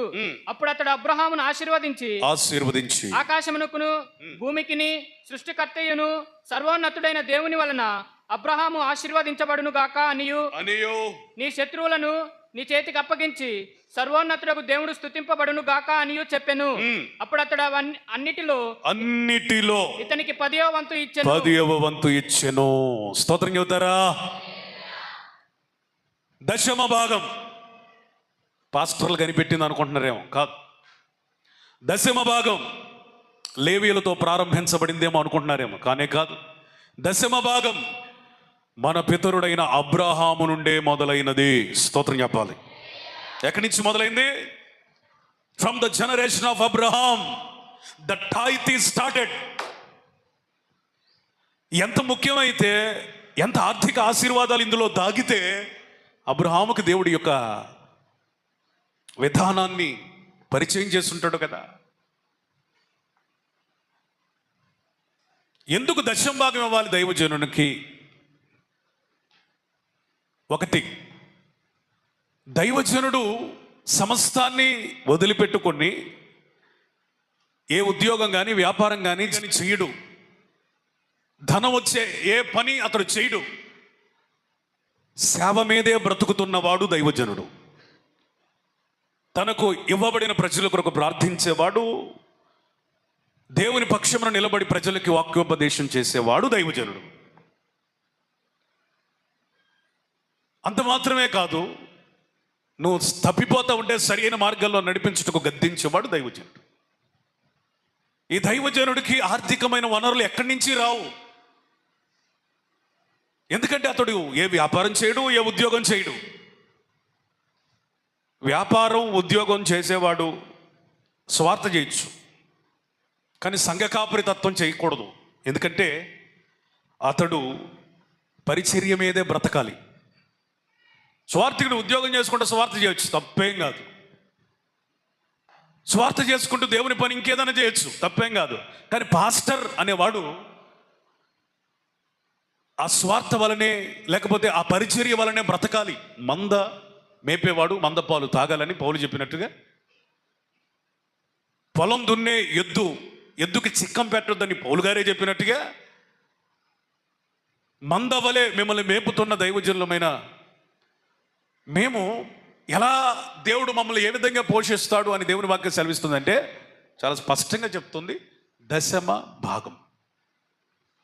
ఇది అబ్రహాము దైవోపదేశం చేయబడిన వాడై తన యొద్దకు వచ్చిన షాలేము రాజు. స్తోత్రం చెప్తారా? ఈ షాలేము రాజు అనే ఈయన ఇక మళ్ళీ ఎక్కడ కనపడ్డు నీకు ఆది కాండంలో తప్ప, ఇక చరిత్ర పుటలో నీకు ఎక్కడా కనపడడు. ఈయన ఎవరు అంటే యేసు ప్రభువే షాలేము రాజుగా అబ్రహాముకు దిగి వచ్చాడు. చప్పట్లు కొట్టాలి గట్టిగా, స్తోత్రం చెప్పండి. హల్లెలూయా. షాలేము రాజా సర్వాధికారివి నీవే, సైన్యములకు అధిపతియు నీవే. ఈ షాలేము రాజు యాజకునిగా ప్రత్యక్షమయ్యాడు. స్తోత్రం.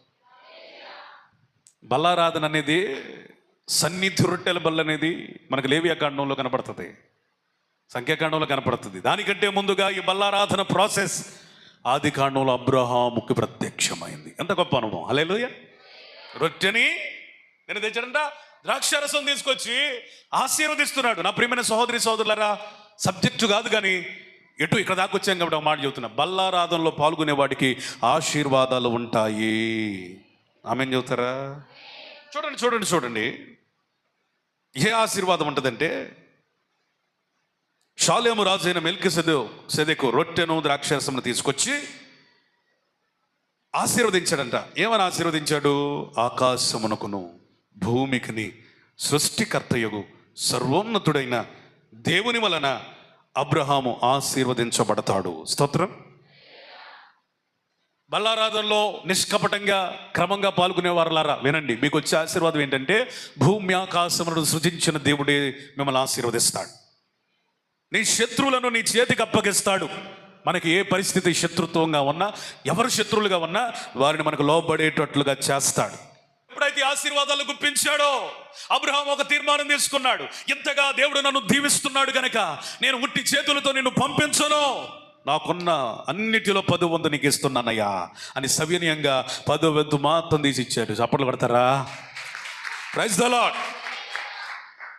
నీ కష్టార్జితం ఎంతైనా సరే దేవుడు 90 ఉంచుకో, 10 ఇవ్వు దేవుని సన్నిధికి. 10 తెచ్చిరా, 10వ భాగం. నువ్వు ఎంతైనా సంపాదించు, 90 వాడుకో, నీ కుటుంబానికి వాడుకో, నీ అవసరతలు తీర్చుకో. కానీ 10 మాత్రం ఎక్కడికి రావాలా? దేవుని సన్నిధిలోనికి, దైవజనుడి చేతిలోనికి రావాలి. ఎప్పుడైతే అది నువ్వు ఇస్తావో నీకు ఆశీర్వాదం వెంబడి ఆశీర్వాదం, కృప వెంబడి కృప కలుగుతుందని నేను కాదు, దేవుని వాక్యం సెలవిస్తుంది. ఎందుకు ఈ మాట? అసలు మన సబ్జెక్ట్ ఏంటి? అబ్రహాము ధనవంతుడు ఎట్లయ్యాడు? అబ్రహాము ధనవంతుడు అవుటలో ఒక కీలకమైన రహస్యం 10వ భాగం. స్తోత్రం చెప్తారా? హల్లెలూయా. 10వ భాగాలు ఇచ్చేవాడు దరిద్రుడు కాలేడు. 10వ భాగం ఇచ్చేవాడు అంతకంతకు ఆశీర్వదించబడతాడు. పిండిలో మొదటి ముద్ద పవిత్రమైతే మిగిలినంతా పవిత్రమైనట్టుగా ఈ 100%లో 10% దేవుని సన్నిధికి వస్తే మిగిలిన 90% ఆశీర్వదించబడింది. ఆమేన్. 90 నాకు కావాలి, 10 నీకు కావాలి, ఉంచుకో. అస్సలు బతికిలాడే సెక్షనే లేదు, ఉంచుకో. ఎవరిద్దంటారు నువ్వు శాపాన్ని తెచ్చుకుంటావంటే నాకేమన్నా అవసరమా? ఉంచుకో, ఆ 10 కూడా ఉంచుకో. కానీ ఆశీర్వదించబడాలంటే మాత్రం తెంచుకో. ఆ 100లో నుంచి 10 తెంచుకొని ఎక్కడికి రావాలా? దేవుని సన్నిధిలోకి వచ్చి దైవజన్ చేతికిచ్చి ప్రార్థన చేయించుకుంటే ఆయన ఆశీర్వదిస్తాడు. ఆశీర్వాదాలన్నీ దేవుడు ఆమేన్ అంటాడు. హల్లెలూయా, హల్లెలూయా. చాలా మంది అభిప్రాయం ఏంటంటే వీళ్ళు ఖాళీ కూర్చొని సంపాదిస్తున్నారు, మనం కష్టపడి సంపాదిస్తున్నాం. ఎందుకు వాళ్ళకే ఉంచుకో, ఎవడొద్దు అన్నాడు. No problem. 10వ భాగం ఎందుకు పాస్టర్ గారు దీవించబడుతున్నాడని బాధపడవాక, నువ్వు దీవించబడడానికే 10వ భాగం. హల్లెలూయా. అర్థమైన వాళ్ళు ధన్యులు. 10వ భాగం పాస్టర్ గారు ఏదో ఇచ్చించబడుతున్నాడని అసూయపడవాక. 10వ భాగం అనే క్రమం ఎందుకంటే నీవు దీవించబడుటకు, నీవు నీ దీవెనను కోరిన దేవుడు ఇవ్వమంటున్నాడు. స్తోత్రం చెప్పండి. హల్లెలూయా. అర్థమైందా? కాబట్టి అబ్రహామే మన పితరుడే, విశ్వాస వీరుడే, విశ్వాసములకు తండ్రి. ఆయన మనకు తండ్రి, మనం ఆయన బిడ్డలం. మరి ఆయన మాదిరిని మనం అనుసరించాలి. కాబట్టి గుర్తుపెట్టుకోండి, ఏ కుటుంబం అయితే వారి కష్టార్జితంలో 10వ భాగాన్ని తీసుకొస్తుందో వారి ఖచ్చితంగా సమయోచితమైన ఆర్థిక అవసరతలు తీర్చబడతాయి. శత్రువులు వారికి లోబడతారు. హల్లెలూయా. భూమి ఆకాశములు సృజించిన దేవుడు వారిని ఆశీర్వదిస్తాడు. హల్లెలూయా. దేశం యొక్క ఉన్నత స్థలముల మీద వారు నిలబడుదురుగాక. హల్లెలూయా. ఒకటే ఒక ముక్క చెప్పి ఈ సిరీస్లో మొదటి ప్రసంగాన్ని ముగిద్దాం. పోయిన వారం ఈ వారం కలిపి ఒకటే ప్రసంగం. ఏంటి? అబ్రహాము అసలు ధనవంతుడు అవ్వటం శాపమా ఆశీర్వాదమా ఏంటి అనేది అబ్రహామును ఒక ఉదాహరణగా తీసుకొని వచ్చి మనం చెబుతున్నాం. చివరి పాయింట్ ఏంటి? ఒక వ్యక్తి ధనవంతుడు ఐశ్వర్యవంతుడు అవ్వాలంటే పరిశుద్ధత కాపాడుకోవాలి. Last but not least, holiness. పరిశుద్ధత వల్ల మనం సంపాదించుకోవచ్చు. ఆమేన్. పరిశుద్ధంగా బ్రతకడం వల్ల మనకు సంపాదన వస్తుంది. ఆమేన్. స్తోత్రం చెప్పండి. Holy life enrich our lives. పరిశుద్ధ జీవితం మన జీవితాలు ఉన్నతంగా మార్చింది. ఆమేన్. మీరు బైబిల్లో చూడండి, పరిశుద్ధతను కాపాడుకున్న వారు ధనవంతులయ్యారు. నిజమండి. ఎందుకు అబ్రహాము జీవితంలో పరిశుద్ధతను కలిగి ఉంటే ధనవంతుడయ్యాడు అంటే, నేను చెప్పిన ప్రతి పాయింట్ కూడా ధనానికి లింక్ అయి ఉంది. ఏదో అబ్రహాం క్యారెక్టర్లన్నీ తీసుకొచ్చి చెప్పటం కాదు. అతని భక్తికి ధనానికి ఉంది, అతని విశ్వాసానికి ధనానికి ఉంది, అతని విధేయతకి ధనానికి ఉంది, అతని సమాధానానికి ధనానికి లింక్ ఉంది, అతని దశంభాగానికి ఐశ్వర్యానికి లింక్ ఉంది, చివరాఖరికి ఆయన పరిశుద్ధతకి ధనానికి కూడా ఉంది. చూపిస్తా. 20 అధ్యాయం 14, 15, 17, 16, 20వ అధ్యాయం 14, 15, 16 వచనాలు చదువుగా విందాం. అబీమెలెకు గొర్రెలను గొడ్లను దాసదాసీ జనులను రప్పించి అబ్రహాముకి ఇచ్చి అతని భార్య అయిన శారాను అతనికి తిరిగి అప్పగించెను. అప్పుడు అబీమెలెకు, ఇదిగో నా దేశము నీ ఎదుటనున్నది, నీకిష్టమైన స్థలమందు కాపురముండు మనెను. మరియు అతడు శారాతో, ఇదిగో నీ అన్నకు నేను 1000 రూపాయలు ఇచ్చి ఉన్నాను, ఇది నీ యొద్దనున్న వారందరి దృష్టికి ప్రాయశ్చిత్తముగా నుండుటకై ఇది నీ పక్షముగా ఇచ్చి ఉన్నాను. చాలండి. గెరారు దేశంలో కొన్ని సంచార జీవితం చేశారు అబ్రహాము శారాలు. ఒక చోట సంచరించారు. అదే వారి నియమం. ఎందుకంటే యాత్రికులను పరదేశులై ఉన్నారనే వచనం నెరవేర్పు అనేది వాళ్ళు ముందుగానే, మనకంటే ముందుగానే చేశారు. మన ఆత్మీయ జీవితానికి సాదృశ్యంగా వాళ్ళు ఏం చేశారు? పాత నిబంధనలో యాత్రికులుగాను పరదేశులుగాను జీవించి అన్ని దేశాలు తిరిగి దాన్ని స్వాధీనపరుచుకున్నారు. అయితే నా విషయానికి వస్తున్నా. ఈ క్రమంలో వాళ్ళు గెరారు దేశానికి వెళ్ళారు, గెరారు ప్రాంతానికి వెళ్ళారు. గెరారు ప్రాంతంలో శారమ్మ యొక్క సౌందర్యానికి ముగ్ధుడైపోయినటువంటి అబీమెలెకు రాజు శారమ్మను తెచ్చుకున్నప్పుడు తన గుడారంలో పెట్టుకున్నాడు. ఇది ఒకరోజు జరిగింది కాదు, ఎన్ని రోజులు పెట్టుకున్నాడో, మరి ఎన్ని నెలలు ఆమెను అట్లా తనతో ఉంచుకున్నాడో తెలియదు. కానీ గొప్ప విషయం ఏంటంటే, శారమ్మని అబీమెలెకు ముట్టకుండా వారి మధ్యలోనికి పరిశుద్ధాత్ముడు దిగి వచ్చాడు. స్తోత్రం చెప్పాలి. హల్లెలూయా. అంత అందగత్తెను తనతో ఉంచుకొని ఏ పూట కూడా ముట్టుకోలేదు అబీమెలెకు. హల్లెలూయా. కారణం ఏంటంటే శారమ్మ అటు ఇటు అయితే విషయం వేరుగా ఉండేది. కానీ మన తల్లి శారమ్మ, మన సమస్త జనులకు తల్లి హవ్వ తర్వాత ఎవరయ్యా అంటే, అవ్వ తర్వాత ఆ పొజిషన్లోకి వచ్చేది శారమ్మే. మన తల్లి ఆమె పరిశుద్ధంగా బతికింది. చప్పట్లు కొట్టాలా? స్తోత్రం చెప్పండి. మనలకన్నీ తల్లి పరిశుద్ధురాలు. హల్లెలూయా. అబ్రహామును విడిచిపెట్టిన అబీమెలెకు ఇష్టపడుతున్నా లూజ్ ఎక్కడ ఇవ్వలేదు. అబీమెలెక్కి గుడారంలో, ఒకే గుడారంలో ఉంటున్నా ఎక్కడ లూజ్ ఇవ్వలా. ప్రార్థన చేసుకుంటుంది, పరిశుద్ధంగా బ్రతుకుతుంది. నన్ను తప్పించయ్యా ఎక్కడి నుంచి అనుకొని ప్రార్థన చేస్తుంది. తన భార్యను ప్రాణాతి ప్రాణంగా ప్రేమించినటువంటి తన భార్య తనకి దూరంగా ఉంటే అబ్రహాం ఎట్లా ఉంటాడు? ఏడుస్తా తన గుడారంలో ప్రార్థన. అయ్యా దేశపు రాజయ్యా, అతన్ని కాదని నేను ఏమి చేయగలనయ్యా, నాకు భార్య కావాలి, నా భార్య నాకు ఇవ్వయ్యా అని ఈయన ఇక్కడ ఏడుస్తున్నాడు. నా భర్త దగ్గరికి వెళ్ళాలయ్యా, ఎక్కడి నుంచి ఏంటని ఈమె ఏడుస్తుంది. వీరి మధ్యలో పరిశుద్ధత ఎంత గొప్పది. దేవుడు చూశాడు, పరీక్షించాడు. అబీమెలెకు సంగతి పక్కనాటి పెట్టండి. శారమ్మ పాస్ అయింది ఫస్ట్ క్లాసులో. స్తోత్రం చెప్పండి. ఫస్ట్ క్లాసులో పాస్ అయింది. హల్లెలూయా. తేలిపోయింది. శారమ్మ చాలా స్ట్రాంగ్, చాలా పరిశుద్ధురాలు. భర్త దూరంగా ఉన్న రాజే తనను తీసుకుని వచ్చిన, చెప్పండి, చాలా స్ట్రాంగ్. ఈమె దీవించవచ్చు అనుకున్నాడు, ఆశీర్వదించాడు. దేవుడు అబీమెలెకును అడ్డగించాడు ఎప్పటికప్పుడు. ఎందుకంటే శారమ్మ పరిశుద్ధతను బట్టి. స్తోత్రం. మొత్తానికి దేవుడు మాట్లాడాడు. రే అబీమెలెకు, నువ్వు తీసుకొచ్చింది ఎవరో తెలుసా? నా భక్తుడు, నా కుమారుడు, నా స్నేహితుడైన అబ్రహాము భార్యరా, ఆమెను అతనికి ఇచ్చి పంపించు అనగంటే ఆ రాత్రి అలా నిద్ర పట్టలేదు అబీమెలెకుకి. ఎప్పుడు తెల్లారిద్దా అనుకున్నాడు. ఉదయాన్నే లేచి అబ్రహాం కబురు పెట్టండి రా, అర్జెంటుగా అబ్రహాం రావాలి, లైన్ రావాలి అన్నాడు. ఇలాగేం అర్థం కావట్లా. మొత్తానికి పని వాళ్ళందరూ వెళ్ళి అబ్రహాం రాజుగారు రమ్మంటున్నారు అనగానే అబ్రహాంకి అర్థమైంది, దేవుడు నా ప్రార్థన ఆలకించాడు. స్తోత్రం చెప్పండి. వచ్చాడు. చాలా మరి ఎన్ని రోజుల నుంచి అన్నం తిన్నాడు కానీ బక్క చిక్కిపోయి అబీమెలెకు ఎదుట నిలబడ్డాడు. ఏమయ్యా, ఈమె ఎవరో అనుకొని, నీ చెల్లి అనుకొని నేను తీసుకొచ్చాను, నీ భార్య అని నాకు చెప్పలేదే, నాకు నా రాజ్యానికి ఎంత పాతకం తలపెట్టావయ్యా, కొంచెం ఉంటే ఇంకేమైనా ఉందా, నేను అయిపోయేవాడిని కదయ్యా, మీ దేవుడు నాతో మాట్లాడాడు, ఈమె నీ భార్య అంటగా, తీసుకుపో, నాకు వద్దు, నేను కూడా ముట్టలేదు ఈమెని అని అంత చక్కగా జాగ్రత్తగా చెప్పాడు. చక్కగా నా భార్య నాకు దొరికింది లేని సంతోషంగా శారమ్మని చేత్తో పట్టుకుని వెళ్తుంటే, ఎక్కడికి వెళ్ళేదే ఉండు అని, రే మనోళ్ళు ఎవరెవరు ఉన్నారు, జనం అందరూ వచ్చానంటే అందరూ వచ్చారు, మీరు పోండి, మీరు ఉండండి, ఈ జనమంతా నీ వారే, నా వారు కాదు, ఇక మీదట ఈ జనాన్ని నీకు ఇస్తున్నాను, సర్వ హక్కులు వీరికే ఉన్నాయి. అబ్రహాముకి ఏం అర్థం కావట్లా, ఈ జనం నాకెందుకయ్యా అంటాడే. మళ్ళీ ఏమి ఇచ్చాడు, ఇంకా పశువులు ఇచ్చాడు, గొర్రెలు ఇచ్చాడు, అన్నీ ఇచ్చి ఇది చాలదని ఆయనకి ఏమి ఇచ్చి గొర్రెలు, గొడ్లు, దాసదాసులు ఇచ్చి మళ్ళీ ఒక 1000 రూపాయలు చెక్ ఇచ్చాడు. ఎంత ఇచ్చాడు? 1000 రూపాయలు. శారమ్మకు చెబుతున్నాడు, అమ్మా నేను నిన్ను ముట్టలేదమ్మా, నన్ను క్షమించమ్మా, నేను చేసిన ఈ తప్పిదానికి ప్రాయశ్చిత్తంగా, పెనాల్టీగా ఇదిగో 1000 రూపాయలు కూడా మీ అన్నయ్యకి ఇస్తున్నానమ్మా, నన్ను క్షమించమ్మా అని ఒక వేరే దృష్టితో చూసిన అబీమెలెకు చెల్లిలాగా, తల్లిలాగా భావించి శారమ్మను ఎట్లా పంపించాడు తెలుసా? గొర్రెలతో, గొడ్లతో, 1000 రూపాయల పరిహారముతో, ఆ పనివారు దాసదాసుల్నిచ్చి ఒక ఏమీ లేని వాడిలాగా బిక్కుబిక్కుమంటున్న భార్య దొరికితే చాలనుకుని అబీమెలెకు దగ్గరికి వచ్చిన అబ్రహాం ఒక సైన్యం వలె తిరిగి ఇంటికి వెళ్తున్నాడు. చప్పట్లు కొట్టాలా? ఓ హల్లెలూయా, హల్లెలూయా. This is the power of holy life. పరిశుద్ధంగా ఉంటే నువ్వు దరిద్రురాలు బాబు, దరిద్రుడు కాలేవు. నీ దేవుడు నిన్ను ఐశ్వర్యవంతురాలిగా, ఐశ్వర్యవంతుడిగా చేస్తాడు.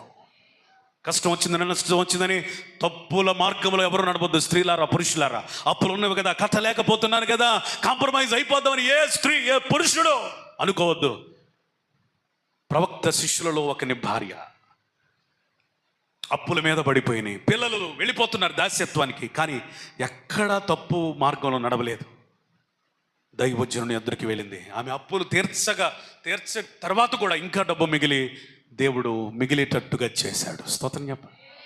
పరిశుద్ధత ఐశ్వర్యాన్ని ఇస్తుంది, పరిశుద్ధత ఆస్తుల్ని పెంచుతుంది, పరిశుద్ధత నిన్ను దీవిస్తుంది, నీకు లేనిది కూడా ఇస్తుంది. అప్పటికే ఎంతోమంది జనం ఉంటే అబ్రహాముకి మళ్ళీ జనం వచ్చారు. స్తోత్రం చెప్పండి. వీళ్ళందరినీ దేవుడు అబ్రహాం ఏం చేసి ఉంటాడు అంటారు? మామూలుగా పెంచి ఉంటాడుగా. శారమ్మ పరిశుద్ధత వాళ్ళిద్దరికే పరిమితం కాల, మరి కొంతమంది వారు గుడారంలో చేర్చబడి వీరు కూడా విశ్వాసులుగా మార్చబడ్డారు. ఇంకోసారి చప్పట్లు కొట్టండి, స్తోత్రం చెప్పాలా? హల్లెలూయా. నీ పరిశుద్ధత కొంతమందిని విడిపిస్తుంది, నీ పరిశుద్ధత కొంతమందిని రక్షిస్తుంది, నీ పరిశుద్ధత కొంతమంది క్రీస్తులో నిలబెడుతుంది. అన్ని దినాలు శారమ్మ ఎలా ప్రవర్తించిందో ఆ గుడారం అబీమెలెకులో ఉన్న వాళ్ళందరూ చూసే ఉంటారు. స్తోత్రం చెప్పండి. మన దేశంలో ఉన్నారు, ఎందుకురా నాయన, ఎక్కడి నుంచో వచ్చి ఎంత నికార్సుగా నిప్పులాగా బతికిందరు ఈ శారమ్మ, మన స్త్రీలు కూడా ఇలా ఉండాలని తీర్మానం తీసుకున్నారేమో బహుశా. హల్లెలూయా. పరిశుద్ధత నీకు ఐశ్వర్యం ఇస్తుంది, ఆశీర్వదిస్తుంది. అతి కృప అబ్రహాముకు, శారమ్మలకు మాత్రమే కాదు, మనకి ప్రభు నిండారులుగా అనుగ్రహించును కాక. ప్రార్థన.